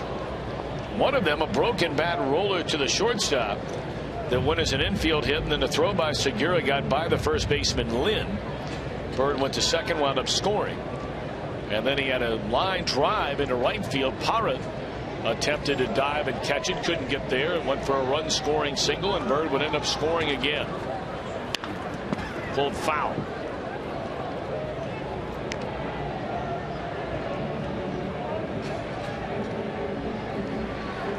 Reds and the Brewers round 2 tomorrow night. And once again, we'll have Reds Live getting everything warmed up for you. Beginning at 6:30 tomorrow night. Johnny Cueto v. Kyle Loesch. That should be a good one. Loesch had that marvelous outing against the Reds last week in Milwaukee. That was the only game the Brewers won. 7 innings, 3 hits, 2 runs. And of course, Reds Live comes your way 30 minutes before the start of every game. And Reds Live, the pregame, is presented by Ray St. Clair Roofing.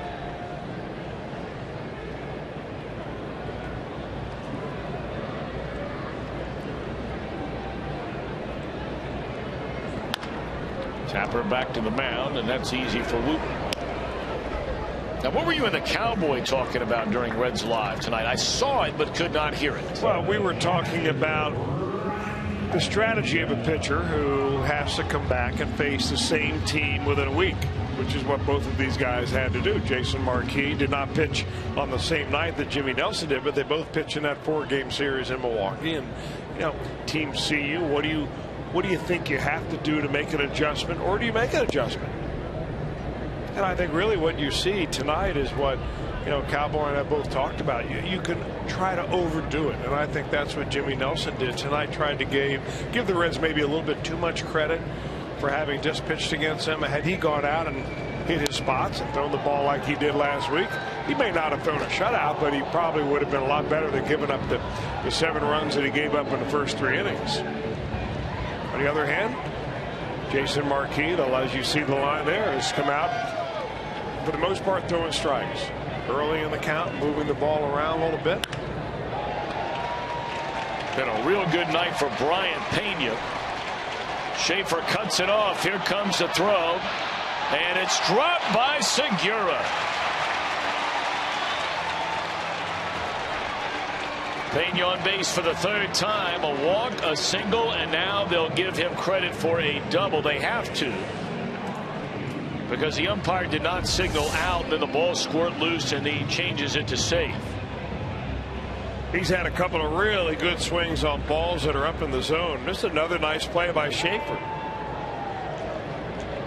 And Brian is going to, of course, tease all the guys in the clubhouse after the game. So that's intimidating speed that I have.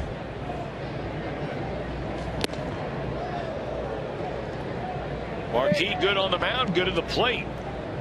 A bouncing ball single off the top of the glove of the 3rd baseman Ramirez in the 4-run 2nd inning. And then put down a sacrifice, which led to a run in the 3rd.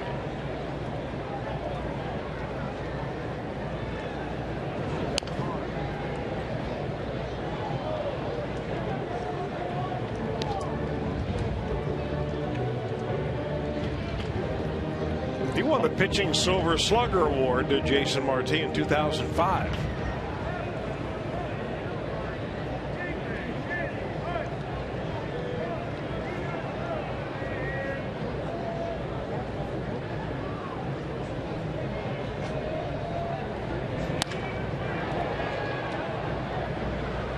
Segura will throw out Marquis, and Pena stays put. 2 are out in the inning. Billy Hamilton coming up 1 for 3, had a single in the 2nd inning.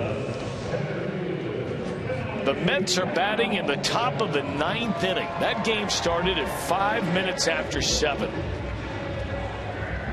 And it is 1-0 Marlins in the top of the 9th. Marlins got it going on. Well, they got off to a horrible start. Now they've ripped off 5 straight wins, 3 outs away from 6 in a row. Cardinals and the Phillies scoreless in the 3rd inning at Busch Stadium. A little dribbler down to the 3rd baseman. Ramirez will throw out Hamilton, and the Reds are through in the 5th. A hit, a man left. We go to the 6th. All Reds so far tonight.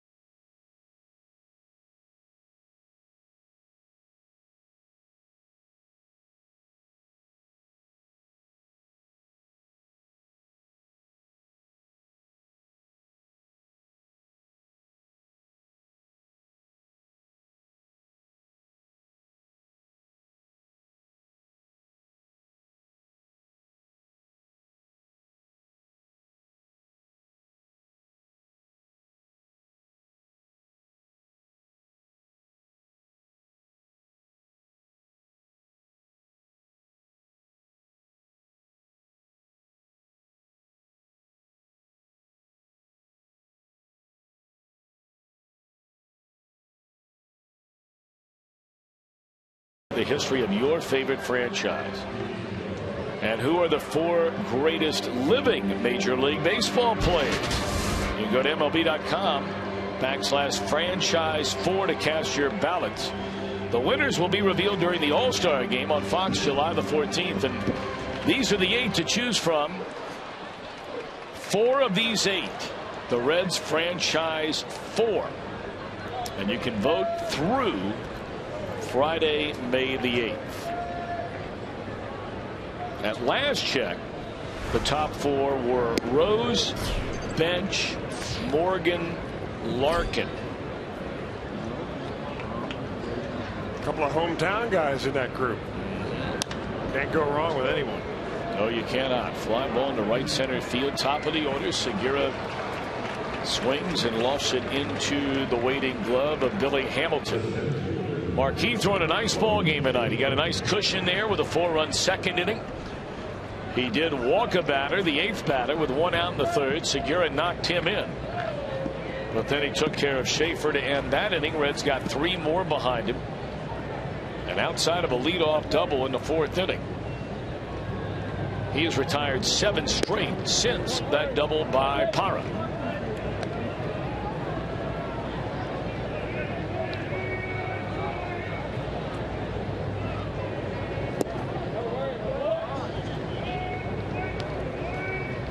Cardinals and the Phillies scoreless in the 3rd inning. And the Mets are threatening, as we were just talking about that game in the 9th. They have 2 on with 1 out, trailing 1-0 to the Marlins. Cubbies.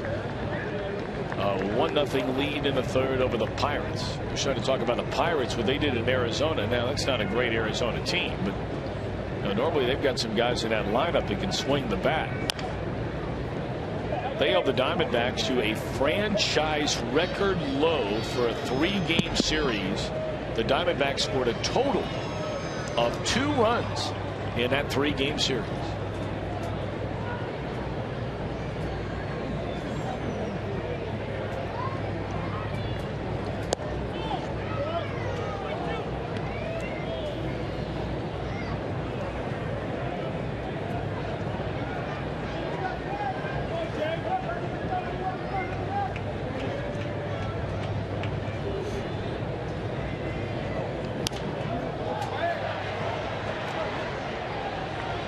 That one will drift out of play. A couple of rows behind the Reds' first base side dugout. It's 3-2 on Logan Schaefer, who is singled and flied out to center field. Look at that move by that fan right there. That's big league move. Big leaguer. He caught the foul ball, found a kid, didn't even think twice about it. Flipped it right to him. That's a move you'd make. That's a nice, really nice gesture. It was a younger guy. Kind of looked like he was in his early 20s. Cozart will cut it loose. And in time to get the speedy Schaefer. Let's find that guy down there. Here he is. He flips it to him. All right, now and he's thinking, okay, well, that was nice, but you know what? I can't do this. How about that? Yeah, re-gifted. That's the old 5-4-3.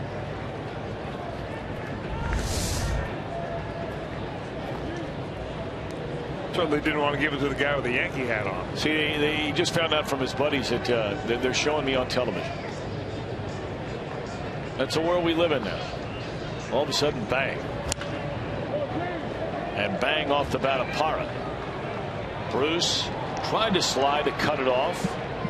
And then the ball trickles away from him. It'll be a 2-base hit for Parra with 2 outs here in the 6th inning. So does that happen to you now, Chris, where, one of your kids will see you on TV and they'll send you a text and say, hey, I just saw you on TV? Well, I wouldn't know. I try not to check my texts too much during the game. How about you? I like checking mine during the game. Do you? I do. Anybody get a hold of you ever? But see, I'm not following Twitter, or I'm not following any of that kind of thing. So if somebody I know needs to get a hold of me, then I can check it out.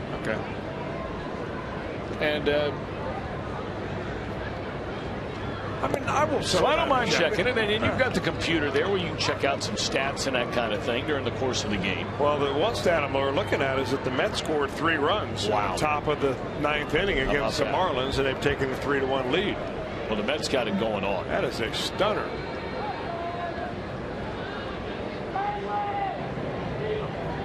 Now, if you check that Twitter, you're saying if I did, yeah, then you'd have a world of information coming in there, and there's not those people that that I care about. Well, not those people, but the ones that I don't care about. You can follow people on Twitter that you care about, and who knows, those people that text you might even be on Twitter. None of the ones that I'm getting anything from are on Twitter. There's a liner into right field, a base hit. On an 0-2 pitch to Lynn. Tell you what, we have not seen Lynn, much with all those years in the American League. What little we have seen him in Milwaukee last week and against the Reds here tonight, this guy swings the bat pretty well. Well, he had that one opposite field home run last week, and that was a very impressive swing. A lot of the other hits he got picked up were not all that hard hit. They just happened to find holes. But tonight, he's been very good at the plate. He's had Joey Votto diving one way or another, getting all dirty and not coming up with anything. So that'll make it a 7-2 game on a double and a single after the first 2 were retired in the inning. Marquis now knocking on the door. His next pitch will be his 80th pitch of the game. This is deeper into a game, and Marquis has gone over his last 2 starts, 6 innings, his max so far in 3 outings as a Red. If you follow Twitter, you might know that I'm starting an all-star mustache growing contest. Oh, you really? And you could go to hashtag all-star mustache. We're going to have all sorts of details on Fox Sports Ohio. Okay. On their website. Tell you all about it. When are we going to have that? Well, it's between now and the All-Star game. No, I'm saying more details about it. Well, that I don't know. We're working through some details, but and this is a charitable endeavor, I would assume. No, it's even simpler than that. Just growing a mustache. Just for the sake of growing a mustache. Absolutely right. Well, I have no doubt there will be many that will take part in that. And I think that we have to figure out what the prize is going to be, but at the very least, you become immortalized forever on the pages of the Fox Sports Ohio webpage. Nothing wrong with that. Well, we'll look forward to hearing all about that. And I hope that maybe you'll join me in that endeavor. What do you think? You know what? 3-2 to Davis. I just don't see that happening. I hope that you are able to come. I would have a hard time growing. You've had a difficult time putting a bow tie on Tuesdays too. So I'm giving you an opportunity to join in the fun without having to wear a bow tie. Well, I would have a hard time growing one. Maybe we can draw one on you. Now that might not be a bad idea. I would partake in that. Swinging a foul ball. I would like that too. I would be happy to do that. As long as I can just scrub it off.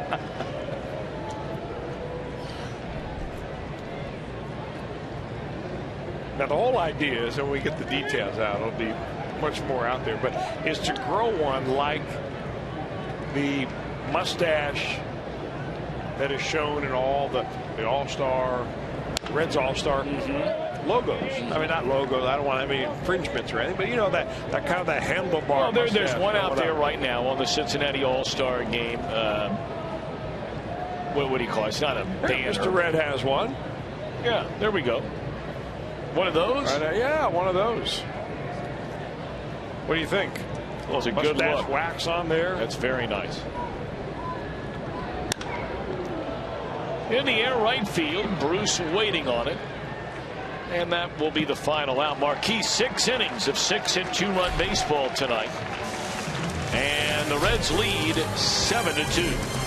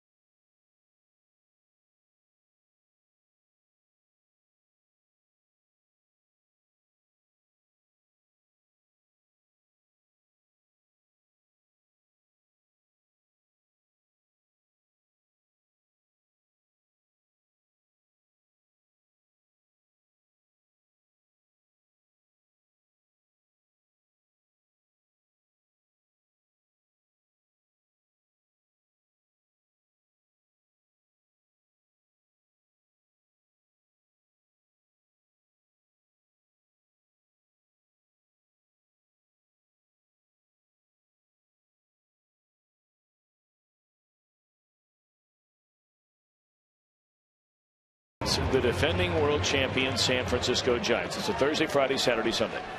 And you can take advantage, thanks to Reach Family Magazine, of the Reds 4 for $48 ticket offer.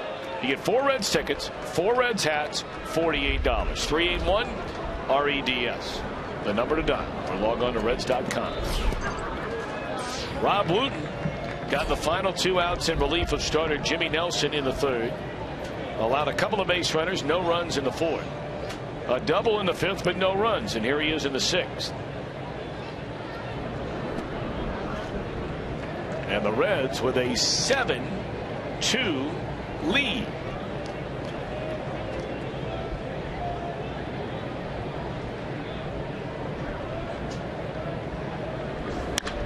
And that's into left center field. And that baby will roll to the warning track and to the wall. Cozart on his way to 3rd. And he will get in there safely headlong.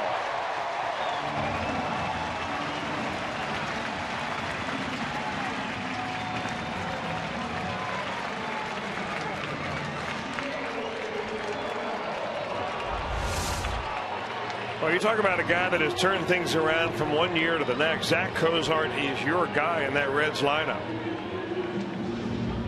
And he's got himself in a good hitting position an awful lot this year. He takes advantage of it. And this is not a ballpark that gives up all that many triples. But he's able to find a little gap between the left fielder and the center fielder and stretch it all the way to 3rd.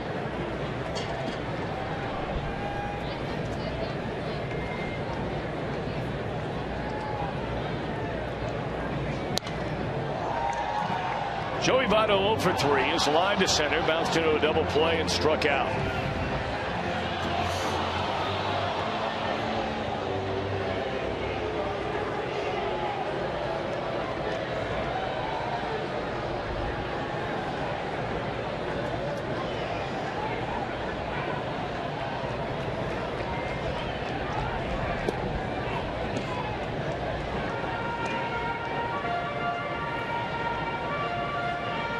Infield drawn in. Reds already leading 7-2. Batting here in the last of the 6th inning. Cozart, a 3-base hit.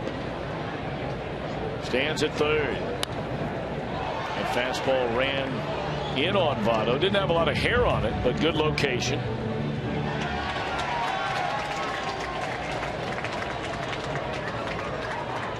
For Cozart, his first triple of the year, to go along with 4 doubles and 4 home runs. Not bad. In fact, Cozart has the same number of extra base hits as Joey Votto does. Votto has 2 more home runs, Cozart 2 more doubles, and each has a triple. Well, that's why that Zach Cozart's been moved up from that number 8 spot to the number 2 hole spot that Joey Votto was in exclusively until back in Milwaukee when Brian Price made that move. Just trying to get more guys on the set the table a little bit before you get your big guys up. So that means Cozart, Votto, and Frazier each has 9 extra base hits. That's a team lead.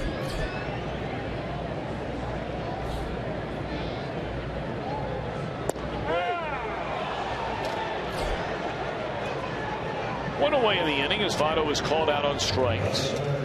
And Frazier coming up. Looked like a little backdoor slider right here that Votto gave up on, and that ball just comes back, and you can see where it is. I mean, it is right on the knees on the black, and Votto, who is very discriminating about that strike zone, takes it, and the ball comes back and gets it for strike 3. Infield remains in.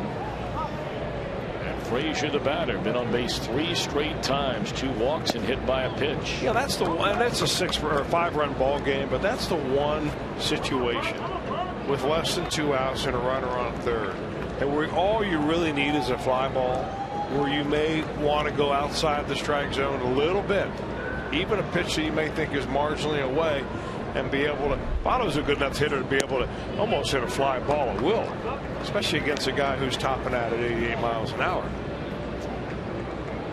But he's evidently not seeing the ball well tonight. He's made 5 outs and 4 trips to the plate. Well, he's not had a hit since he was moved to the number 3 spot that one day in Milwaukee.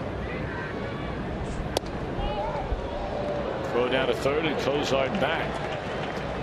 And that was a day that Brian Price was forced to juggle the lineup. Yeah, Cozart was swinging the bat well, but a couple guys had the day off, and they moved Cozart into the 2-hole. Votto into the 3 spot. He went hitless. Went back in the 2-hole the next day hitless, and hitless during the Cubs series, and hitless here tonight. Now Frazier has failed to get a runner in from third with less than 2 outs his last 3 times. To no fault of his own here, as he is on base for the 4th straight time. 3 walks and has been hit by a pitch. Now the Reds are tied for second best in the early part of this season, with getting a runner in from third with less than 2 men out. 63% of the time they've succeeded. The National League average is 53%.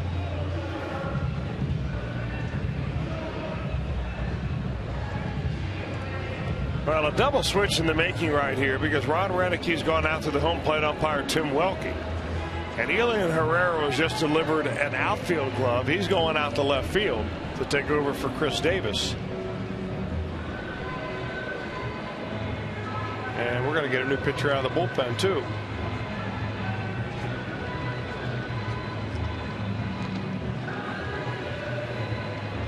So we'll take a break in the action, tell you about all the participants of this double switch in a moment.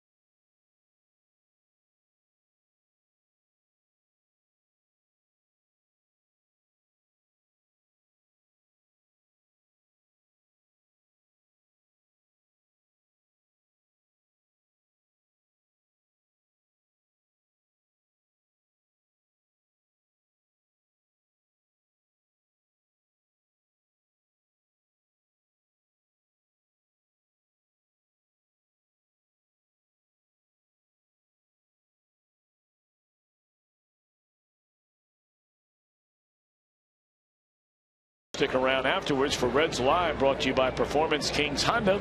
We'll break it all down for you. Hector Gomez comes on as part of a double switch. Herrera going into left, Davis out. And on the pitch, veteran left-hander, been around a long time, going back to a good run at it with the Chicago White Sox. And the Chicago Cubs. Yep, Neil Cox.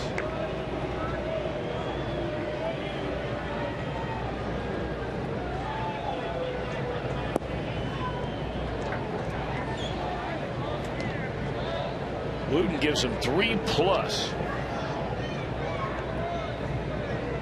He walks 2, fans 3. Hit about it. 2-0 on Jay. Oh, he had a good rip right there, fouled it back. 2 hits allowed by Cox, and so far, rather Wooten, and so far, no runs. He threw the ball well for him tonight.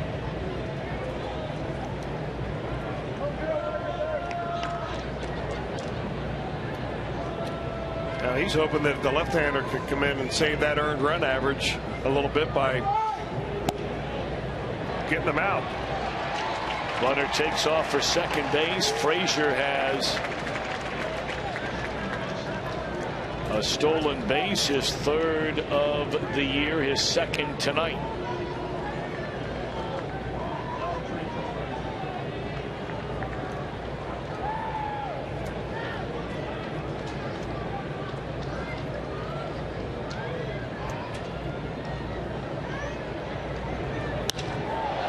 High fly ball, straight away center field. That'll be a sac fly, run batted in for Jay Bruce. 3 RBIs tonight for Jay. 8-2 Reds.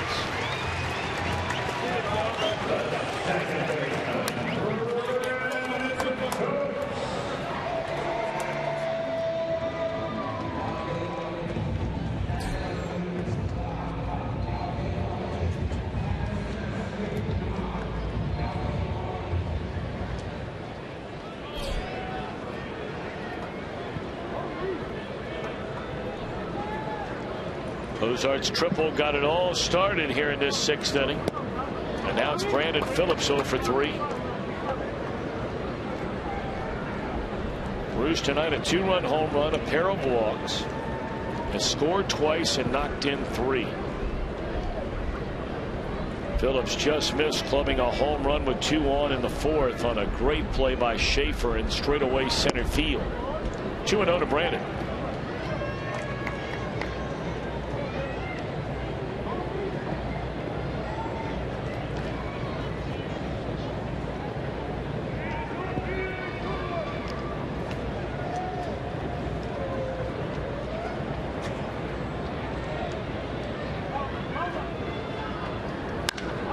This ball is blasted and nobody's going to catch this one.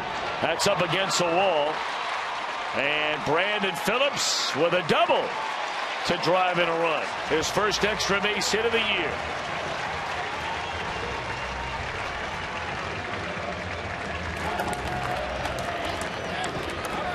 Boy, nice to see a little life in that dugout, and this kind of hit will do that. That ball sounded really good right off the sweet spot of that bat. Lined right over the head of the Herrera, who's now playing left field, and Brandon picks up a 2-out ribby.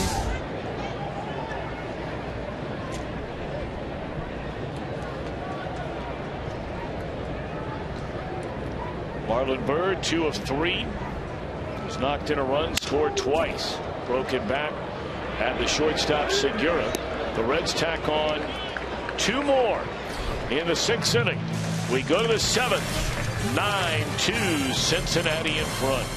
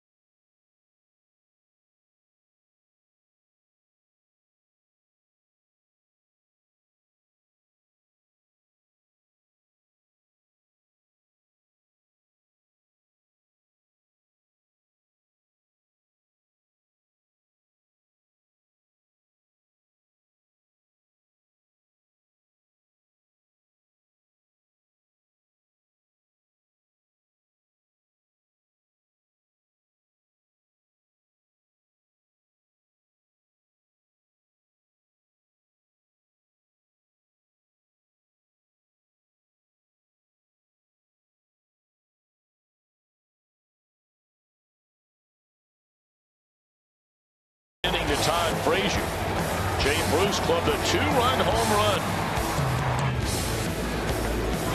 And the Reds would end up scoring 4 in that inning. They scored a couple of runs on a wild pitch, a second run on a wild pitch, and a 3-run third inning. 2 more in the 6th. Jason Marquis will begin the 7th and has gone through the front 6 innings. Make it 6 1/3, which is officially now his longest outing in a Reds uniform. And he's only given up 6 hits and 2 runs against a team that really kicked him around less than a week ago.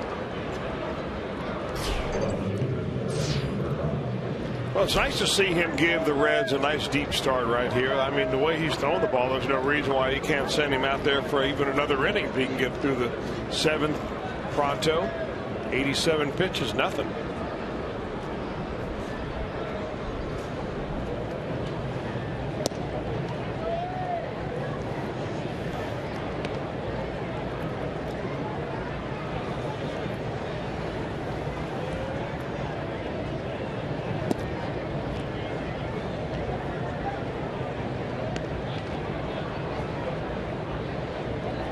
Go back a long, well, really not that long ago, 2012. He had 1 complete game with San Diego that year. That's before he got hurt. He was actually having a pretty good year for the Padres. He only has, 8 of them in his major league career. Ground ball down to 3rd. 2 out. If you weren't with us before the game, the Reds announcing that Homer Bailey, retroactive to last Friday, was placed on the 15-day disabled list with a sprained ligament in his right elbow. Remember, he had that forearm/elbow surgically repaired during the offseason. Got a late start in spring training. And that's a quick 1-2-3 inning for Marquis. 6 pitches to get through that 7th.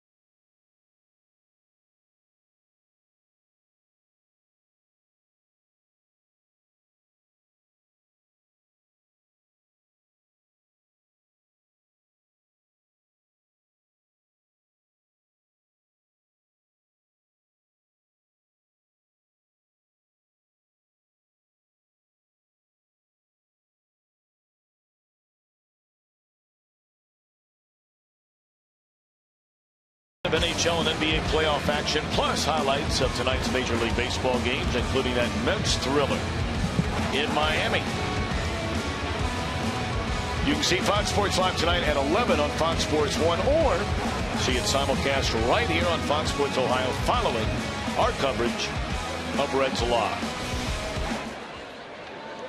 Yes. All their buddies have brought the Redlegs good luck so far here tonight.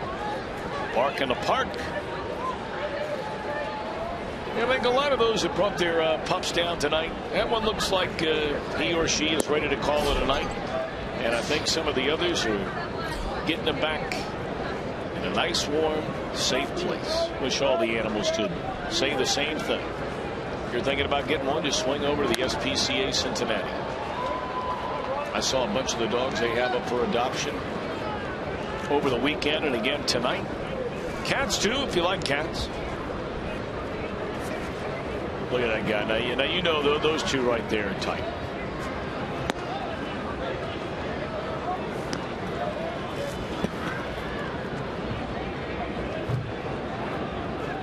He's got a little energy left around a little bit.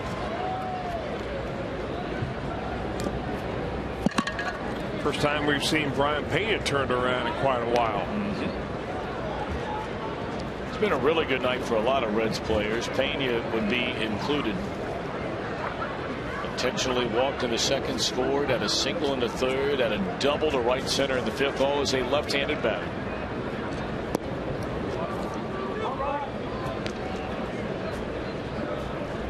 Cubs in the fifth inning, 3-0 leading the Pirates. Fourth inning, St. Louis 1-0 over Philadelphia. Atlanta in front of Washington 5-2. Pena's on base for the fourth time in the game. And the Washington Nationals swept over the weekend by the Marlins. They are tied for dead last in the National League East. And if they lose that game tonight, now granted we're only, well, it would be their 20th game. Tonight's their 20th game of the year. But they would be a whopping 8 games out of first place. As hot as the Mets have been. For a team that was picked by a lot of prognosticators as maybe the best team in the National League. Well, I mean, Gio Gonzalez just completely melted down in that game yesterday. Of course, his defense wasn't all that great behind him either, but once it started tumbling, it just kept tumbling right off the cliff.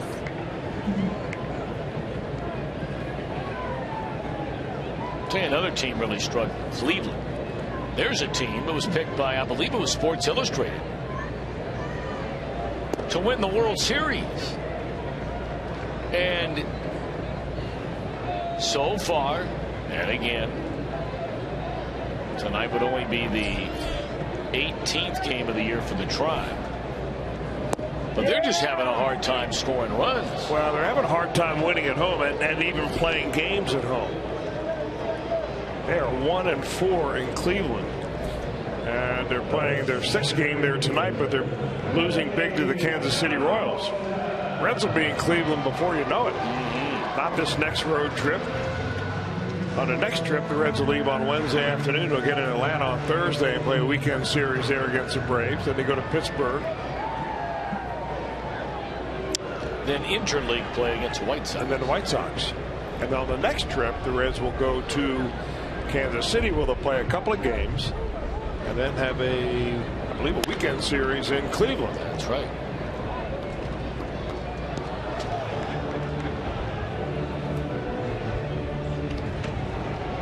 Reds playing a lot of games on the road to begin this season. We talked about that right when the schedule came out. All the games inside the division to begin the year. They have still not played a team outside of their division. That will change, as Chris just mentioned, Thursday. But the overwhelming majority of their games on the road. Their first 2 trips, 3 city road trips. Hamilton fouls it away.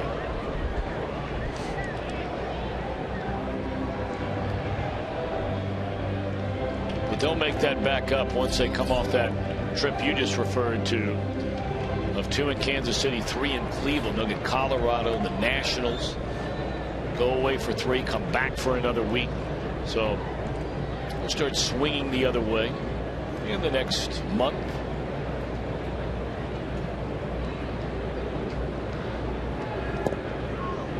One and 2 on Billy Hamilton.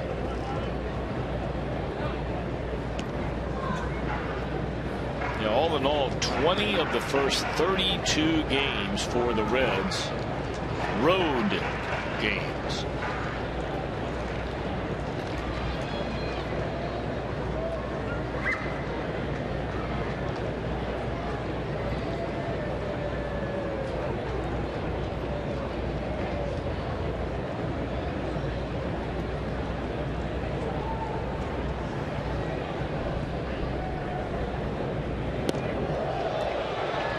One off the mid of Maldonado, and Pena will advance into scoring position. A wild pitch on Kotz. Well, we've seen a bunch of those tonight.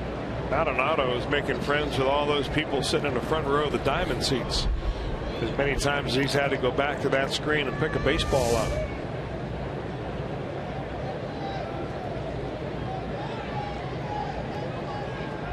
Like nobody in the front row anymore. They maybe thought it was a danger zone. They all scattered.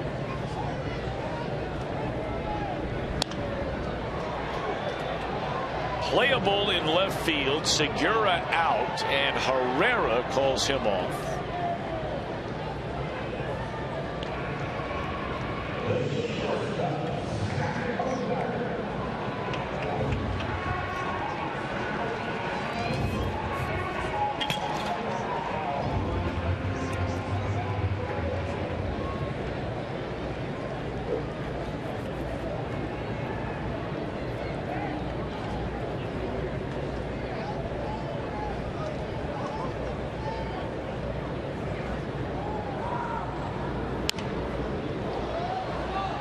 Cozart, 1 of 3 in the game, has walked with the bases loaded to drive in his 10th run of the season.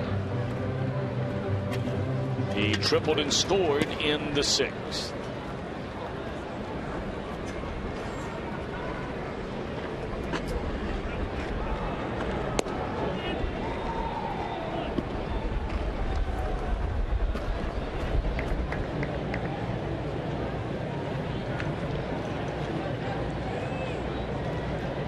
Pena at second with 2 away, last of the 7th inning. Marquis batting in this inning, and after his 6th pitch, top of the 7th, why not run him out there for the 8th, leading now 9-2.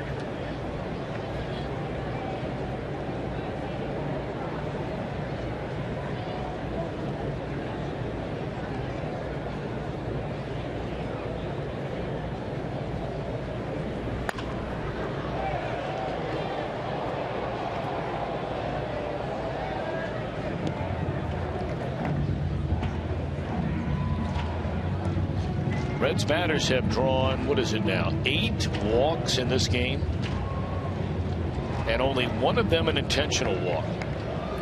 5 walks, 1 intentional by Nelson, 2 by Wooten, 1 by Kotz.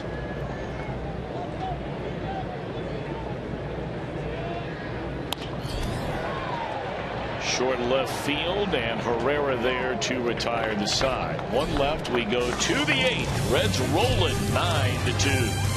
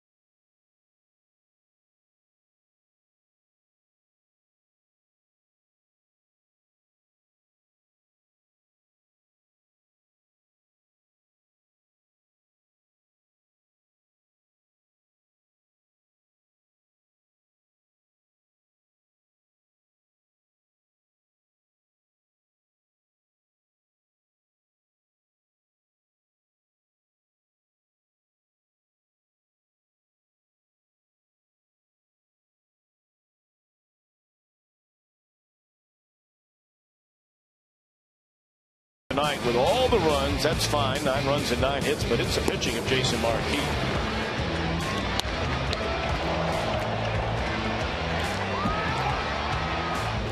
Well, he's given the Reds exactly what you want, especially on a game in which you get a lot of runs scored for you. I mean, he hasn't gone out and walked a lot of batters. He's only walked 1. For the most part, he's been able to get ahead of the hitters, use some defense, save the bullpen. I mean, if you're a guy in the bullpen, you're thinking, all right, Marquis hasn't given the Reds a lot of deep games so far in his starts, but he does tonight. Here he is in the 8th inning. And then tomorrow you're looking forward. You have Johnny Cueto on the mound. That's usually a day off, unless you're Aroldis Chapman or somebody pitching really late in the ball game.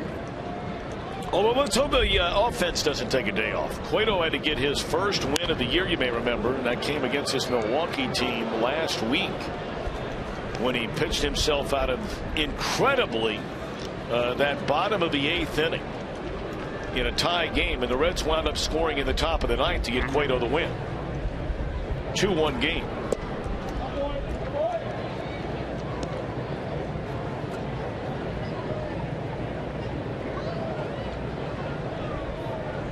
I know you were not here yesterday, Chris, but I'll tell you one thing that was a positive on an otherwise very down day for the team was the pitching of Tony Cingrani.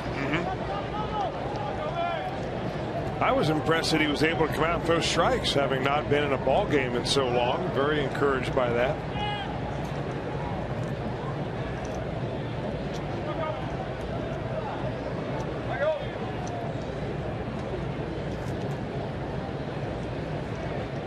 Cingrani 2 perfect innings, having only pitched 1/3 of an inning in a 10-day stretch. I mean, he was lights out. A couple of strikeouts, only 1 hard hit ball. You know, sometimes you need a performance like that to remind everybody how dominating he can be. I mean, there were times when he was being given the ball in that starting rotation where you were taking it for granted that he was going to go 6 innings of pretty much shut down baseball. Throwing nothing but that fastball, which he can do even more often now, working out of the bullpen.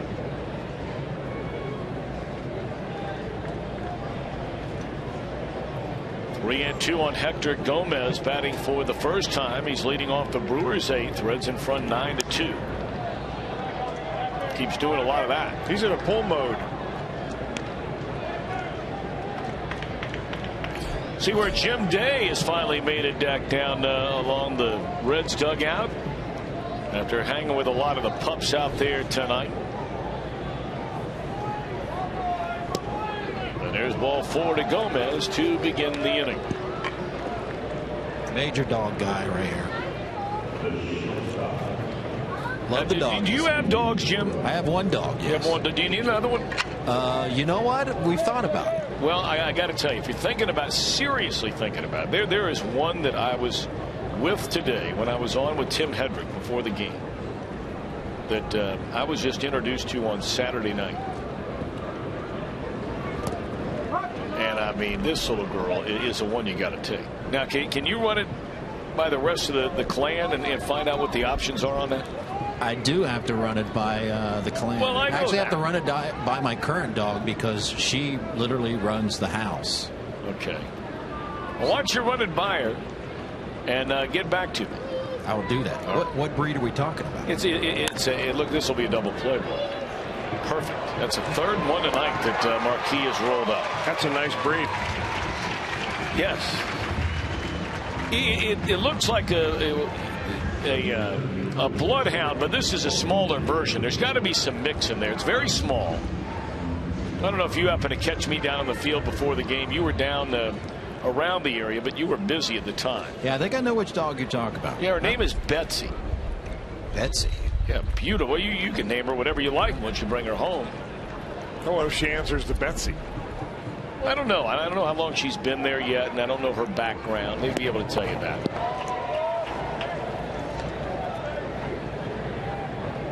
You let me know, Jimbo, because you're a dog guy. That I am. No question about it.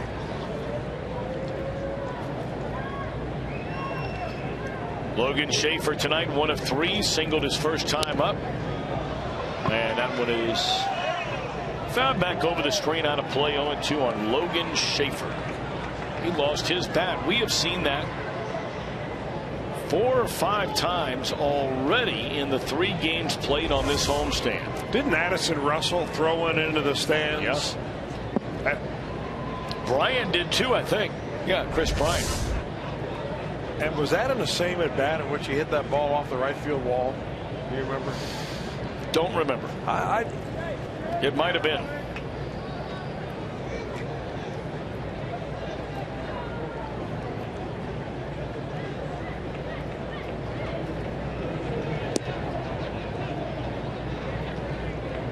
Pitch number 105 for Marquis. So Jumbo will start throwing down the bullpen. Well, he threw the ball very well here on Friday night. Oh boy. Guy's pitching like Marquis pitching, doesn't get that call. That's a surprise. It's a good pitch. Off the outside corner, says Foxtrot.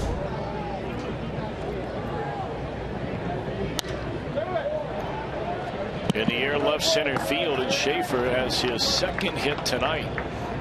And he'll stop at second base with a double. That's his second 2-strike hit tonight.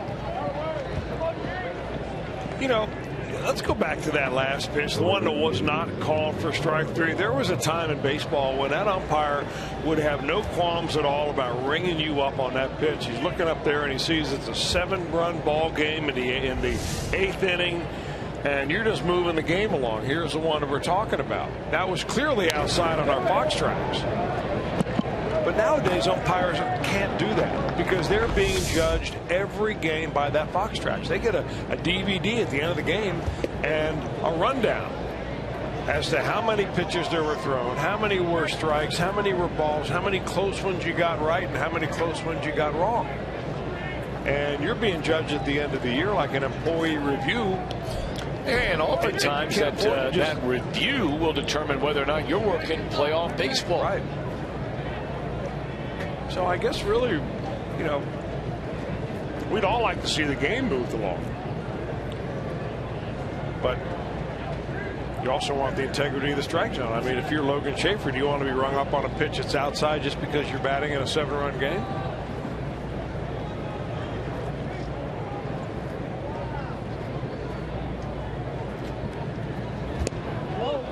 Well, you know what, though? I think most people, not everybody, we know that, not everybody. I think most people would prefer that people are being judged on the quality of their work. As far as, you know, when they're in the workplace. And so baseball has certainly put the umpires in a position where they are being judged by the quality of their work, not how long they've been an umpire. And they've had some turnover in umpiring over the last number of years. They don't have tenure in umpiring. It seemed for a while like there was tenure without using the word tenure in the umpiring ranks.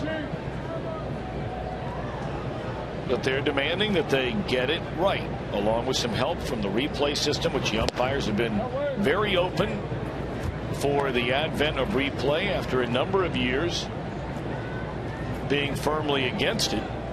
But they realized that they didn't want to go home and have to watch on all the sports shows that they had missed a call when replay could help make sure that they got it right.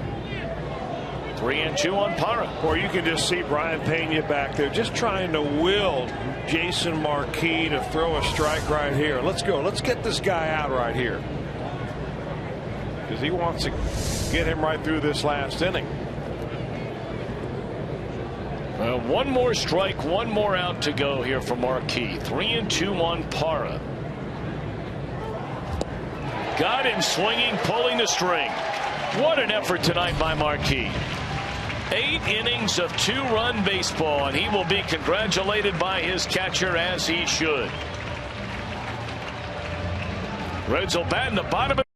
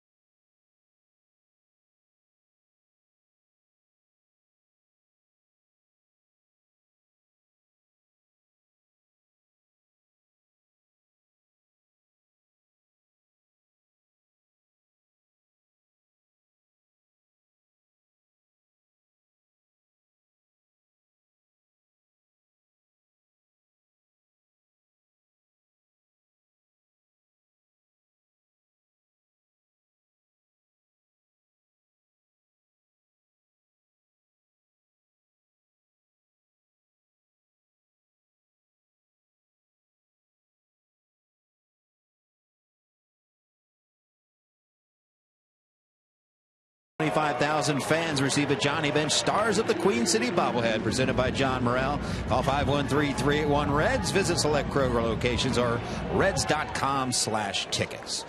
Tom Brenneman, the power of Twitter. You said you couldn't grow a mustache for the All-Star Mustache Challenge. Wow. Chris Welsh put out there. And Chris Welsh is showing you the power of Twitter. Now, this is courtesy of @JOakes. That's not a good one.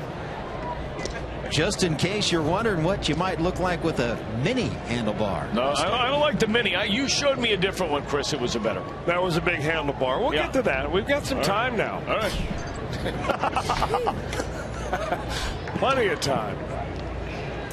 You know what, Jim, I don't want to steal your thunder. Go ahead down there. I mean, if you want to keep digging, please do. No digs at all. I thought that was a pretty good look right there. I didn't mind it at all. Although, if you're going to do it, it's like we've shown Chris's mustache from days gone by, especially during his days with the Padres, where it's a thicker one. Big, you're going to do mustache. it. Yeah, the big, thick one. well, we're going to put a little mustache wax on the end because we want that to curl up. Now, I don't want Jim Day to feel like he's being left out of this whole thing. Oh, that's a good idea. Nor would I ever want Jet Picoro to feel left out, Brian Giesenklaw left out, any of those guys. So, Jim, I mean, I hope that you jump in both feet and say, hey, I'm in the All-Star Mustache contest, too. Well, Jet Picoro is standing right down there alongside of Jim Day. If I start growing one right now, by maybe the All-Star game of 2020, it might be fully grown. Or the next time Cincinnati gets one after this. Exactly. Right. They'll have to bid on that one. That could be you. That's a good one. That's a good one.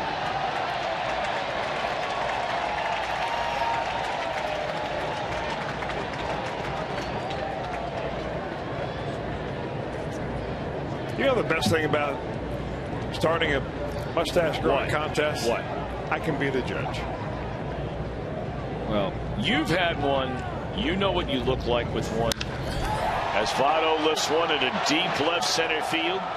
But on this cold night, ball not going to travel like it will, say, in about a month from now. And Votto 0 for 5 on a night where the Reds.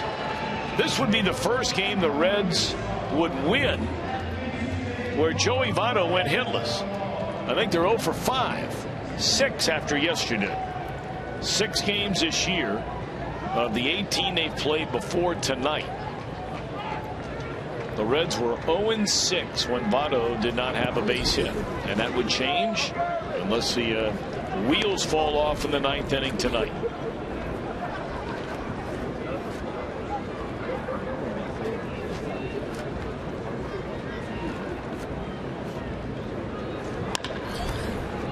Frazier, a one-hopper down to Ramirez. 2 away. See if Jay Bruce can cap off a great night. Frazier on base 4 times, walking 3 times, hit by a pitch, scoring 3, stealing 2.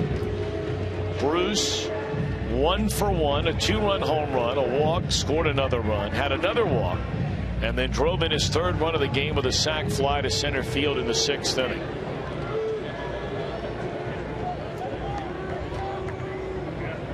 Will Smith trying to finish off a 1-2-3 inning, but Bruce with other thoughts.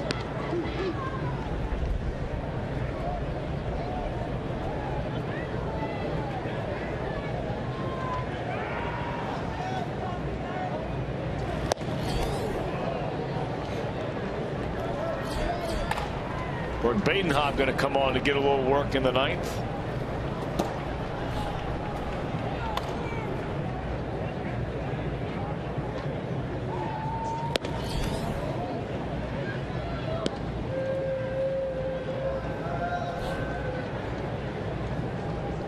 What a night tonight for Jason Marquis. 8 innings, 7 hits, 2 runs.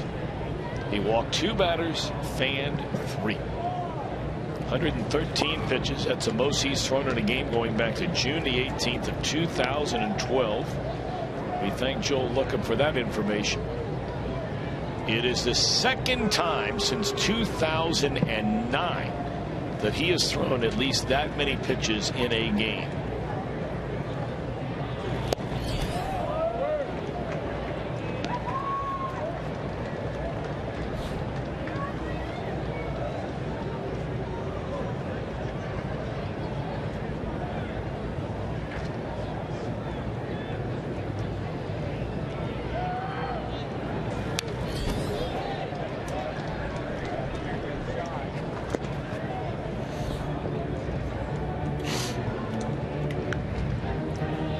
By contrast to the efficiency of Jason Marquis, the Brewers are set to throw, I believe, right around pitch 171 combined with their all 4 pitchers that have been out there tonight.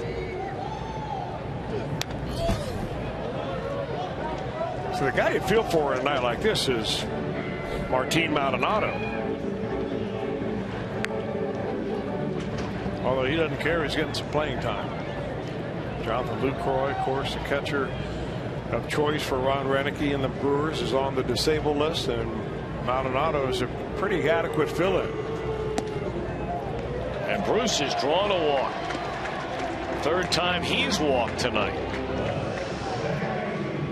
The walks by the bushel full here tonight. 9 of them.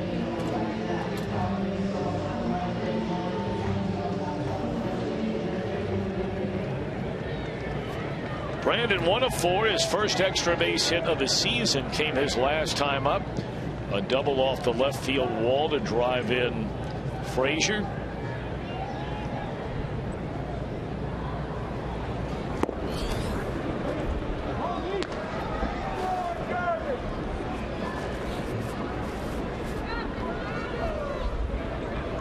Cubs now in the 7th inning, a 4-0 lead over the Pirates.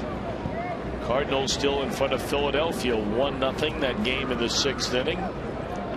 Atlanta extends its lead over the Nationals 7-4. Washington batting in the 8th.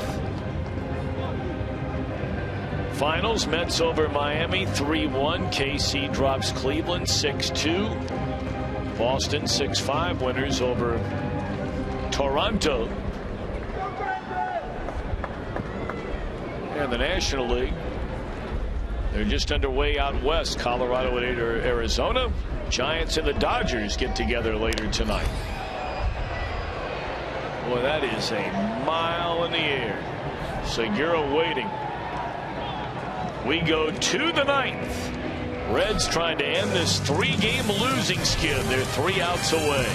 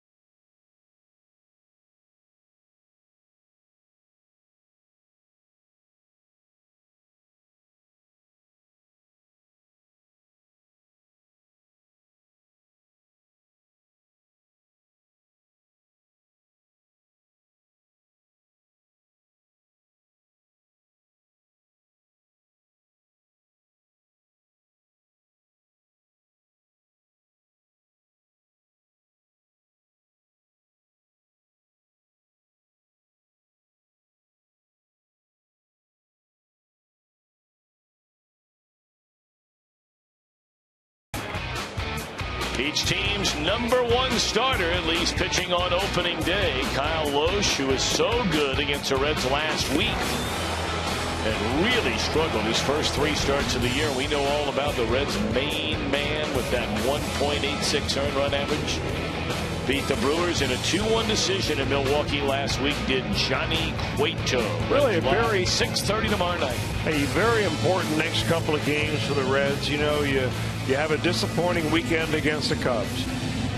You're going on the road. You're playing an Atlanta Braves team that's playing a lot better baseball now, and you want to build a little momentum and take advantage of every time Johnny Cueto steps on the mound. That is Burke Badenhop.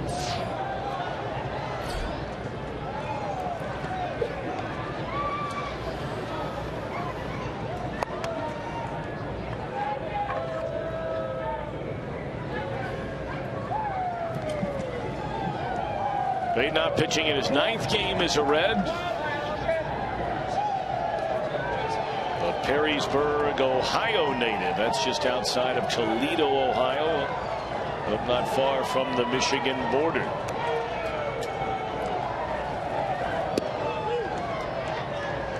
One and 2 to Lind. 8 innings, 7 hits, 2 runs for Marquis, 2 walks, 3 strikeouts. He would go to 2-1. Nelson would slip to 1-2.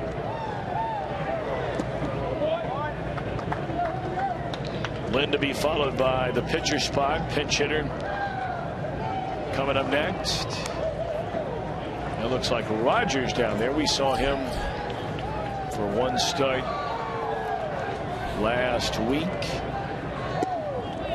3-2 now on Lind, and then it will be Aramis Ramirez.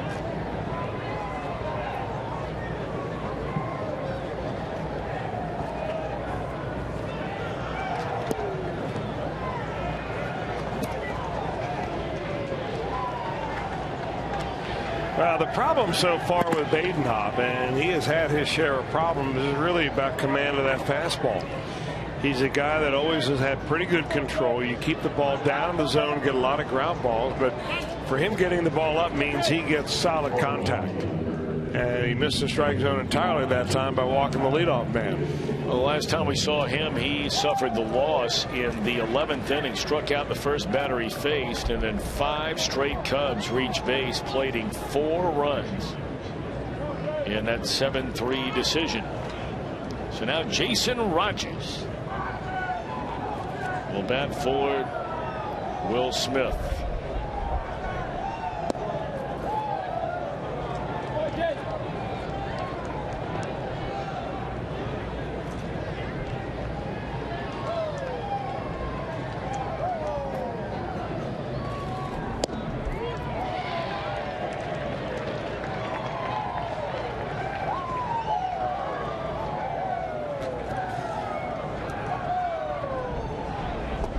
Nowhere near the strike zone. 2 balls and a strike.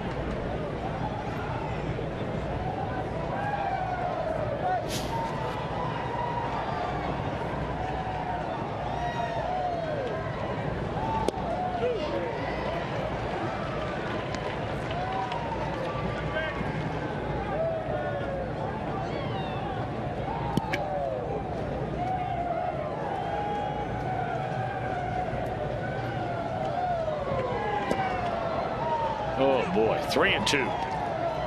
It just looks to me, and I haven't really studied Burke Badenhop video, but it just seems like he's getting his fingers on the side of the baseball instead of on top. And you get side-to-side movement with your fingers on side. And you keep them on top, you get downward movement.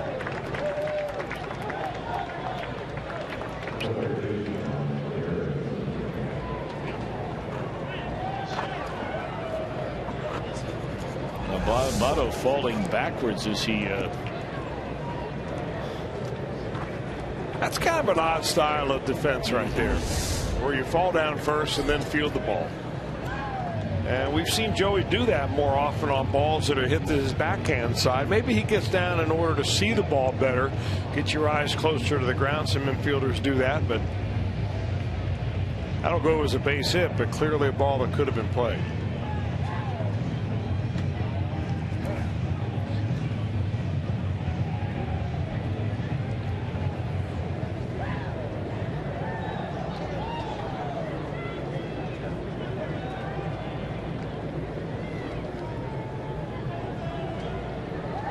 So the first 2 on with Aramis Ramirez digging in, and there's a base hit into right field that'll load the bases. Well, on a night where you have a 7-run lead in the 9th inning, the last person in the world we thought that would get up and start to warm up would be number 54. You're right. And that's exactly who is now getting hot in the Reds bullpen. Reds, of course, had the rain out on Saturday. Chapman pitched 1 inning in that extra inning game on Friday night.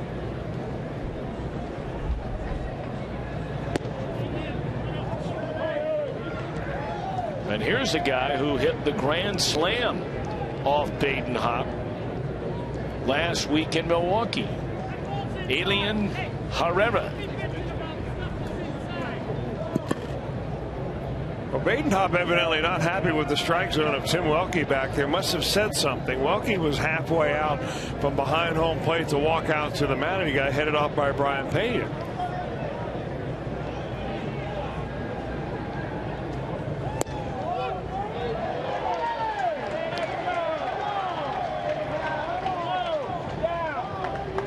Got a close one going his way that time.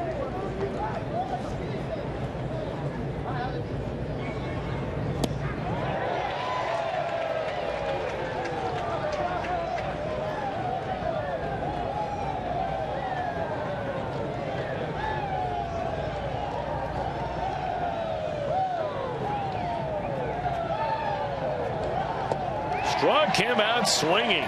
Pulled the string on him that time, and it doesn't matter because we are going to designate that strikeout by Burke Badenhop, our Cholula hot sauce strikeout of the night.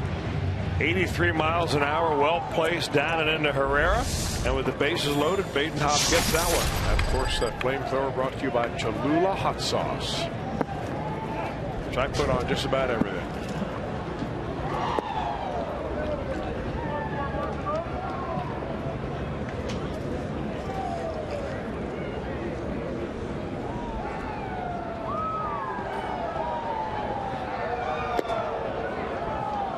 On Martin Maldonado.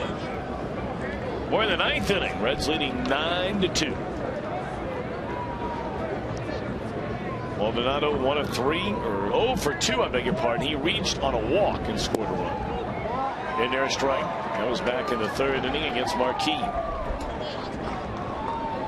Cardinals had just given up 2 runs in the Philadelphia 7th, and Philadelphia still batting now with a 2-1 lead. That one lined into right field. It'll bring in a run, and the bases will stay loaded as that base hit by Maldonado makes it a 9-3 game.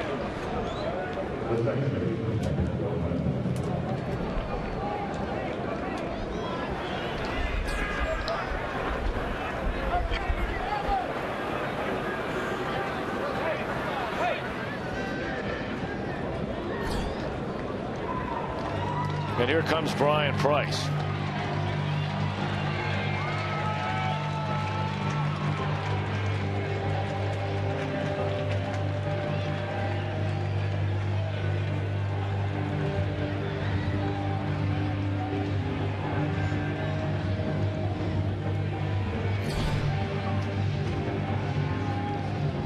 And a rough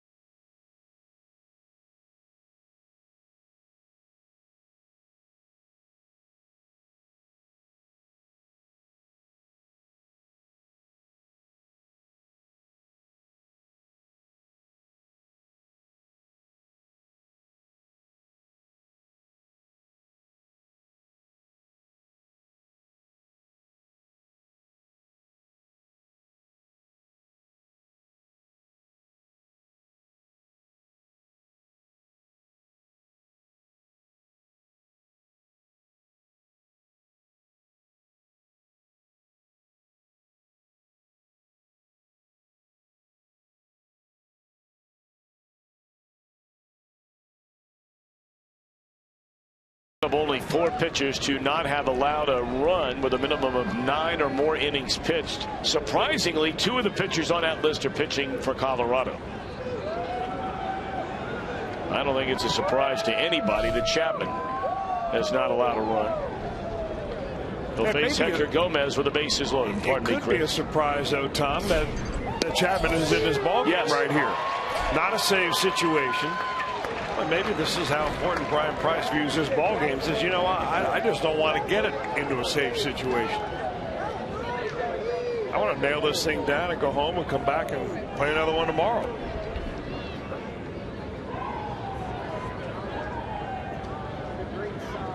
Oh, and 1 to Gomez. He walked his only time up. Oh boy, he'll feel that tonight and tomorrow and the next day.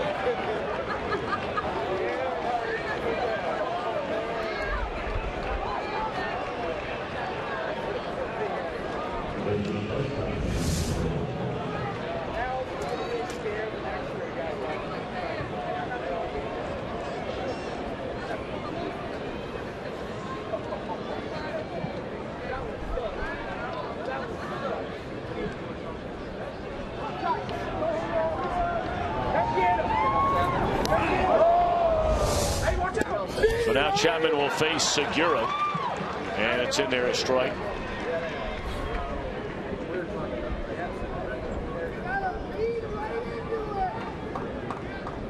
Bases loaded, 1 away. This inning began with the Reds in front 9-2. Now it's 9-4. You know, we get asked frequently, and it's not a silly question. It's a good question. Can a pitcher pitch himself into a save situation? And the answer is no, he can't. So in other words, right now, you know, by a save definition, if Chapman came in a game right now at 9-4, the tying run would be in the on-deck circle, so he could get credit for a save even in a 5-run game. But Chapman came in when the game was 9-3. Correct.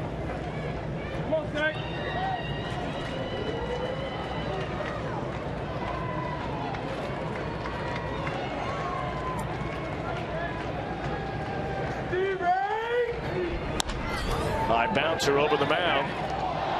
And right under the glove of Cozart, and 2 more runs are going to score. And all of a sudden, the Brewers will bring the tying run to the plate. It is a 9-6 ball game.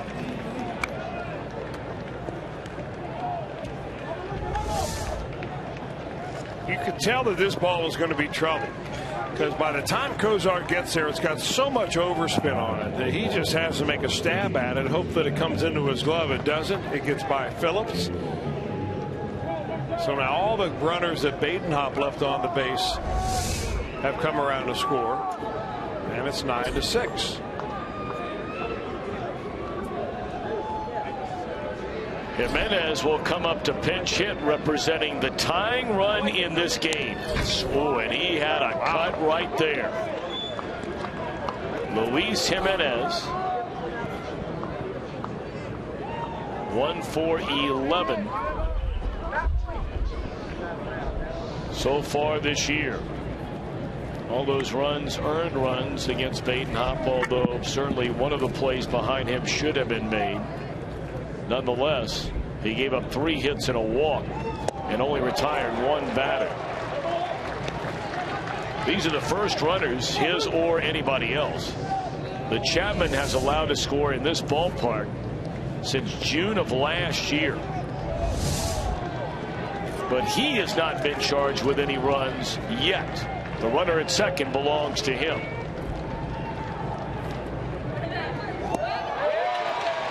And that's strike 3, and the Brewers down to their final out. That is about as nice a slider as you will see, period. He threw it the pitch before after Jimenez had a very good swing at a fastball, and he went right back to it. This time buries it down and in, and that's almost unfair. Well, they are able to get Ryan Braun off their bench. He was not in the lineup. He's been bothered. General soreness yesterday. His side has been bothering him. I mean, he must really be hurting, as we brought up earlier, to not have been in the lineup against Marquis, whom he's hit to the tune of nearly .540 in his career. But this is a tying run at the plate in the 9th inning. Strike one. You know, Braun had a couple of different injuries that have been bothering him. One is the hand injury that took a long time for him, the thumb, to get ready. He's blowing some hot air on there right now, probably getting some of the bees out of there after that foul ball. The other's a side injury, which can be very aggravating, long time to heal.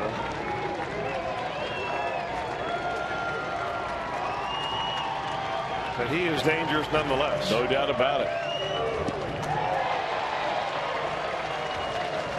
That was a changeup, I think. 89 miles an hour down and away from the right-handed batter, and Braun nowhere near it. And he just kind of spreads his fingers a little bit and throws an off-speed pitch that way. His changeup at 89 miles an hour. Nothing in, 2 on Braun. Oh boy, 100 just missed. Oh man.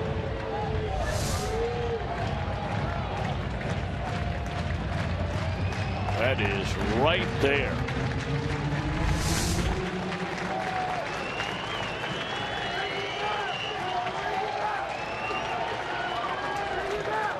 One-two pitch on Ryan Braun. Struck him out on a fastball at 100 miles per hour. Got a little dicey there in the 9th. Brewers get 4. But Chapman strikes out the final 2 batters, and the Reds' 3-game losing streak is over in a 3-run win. And we'll be back with more from Great American Ballpark. 9-6 Reds win.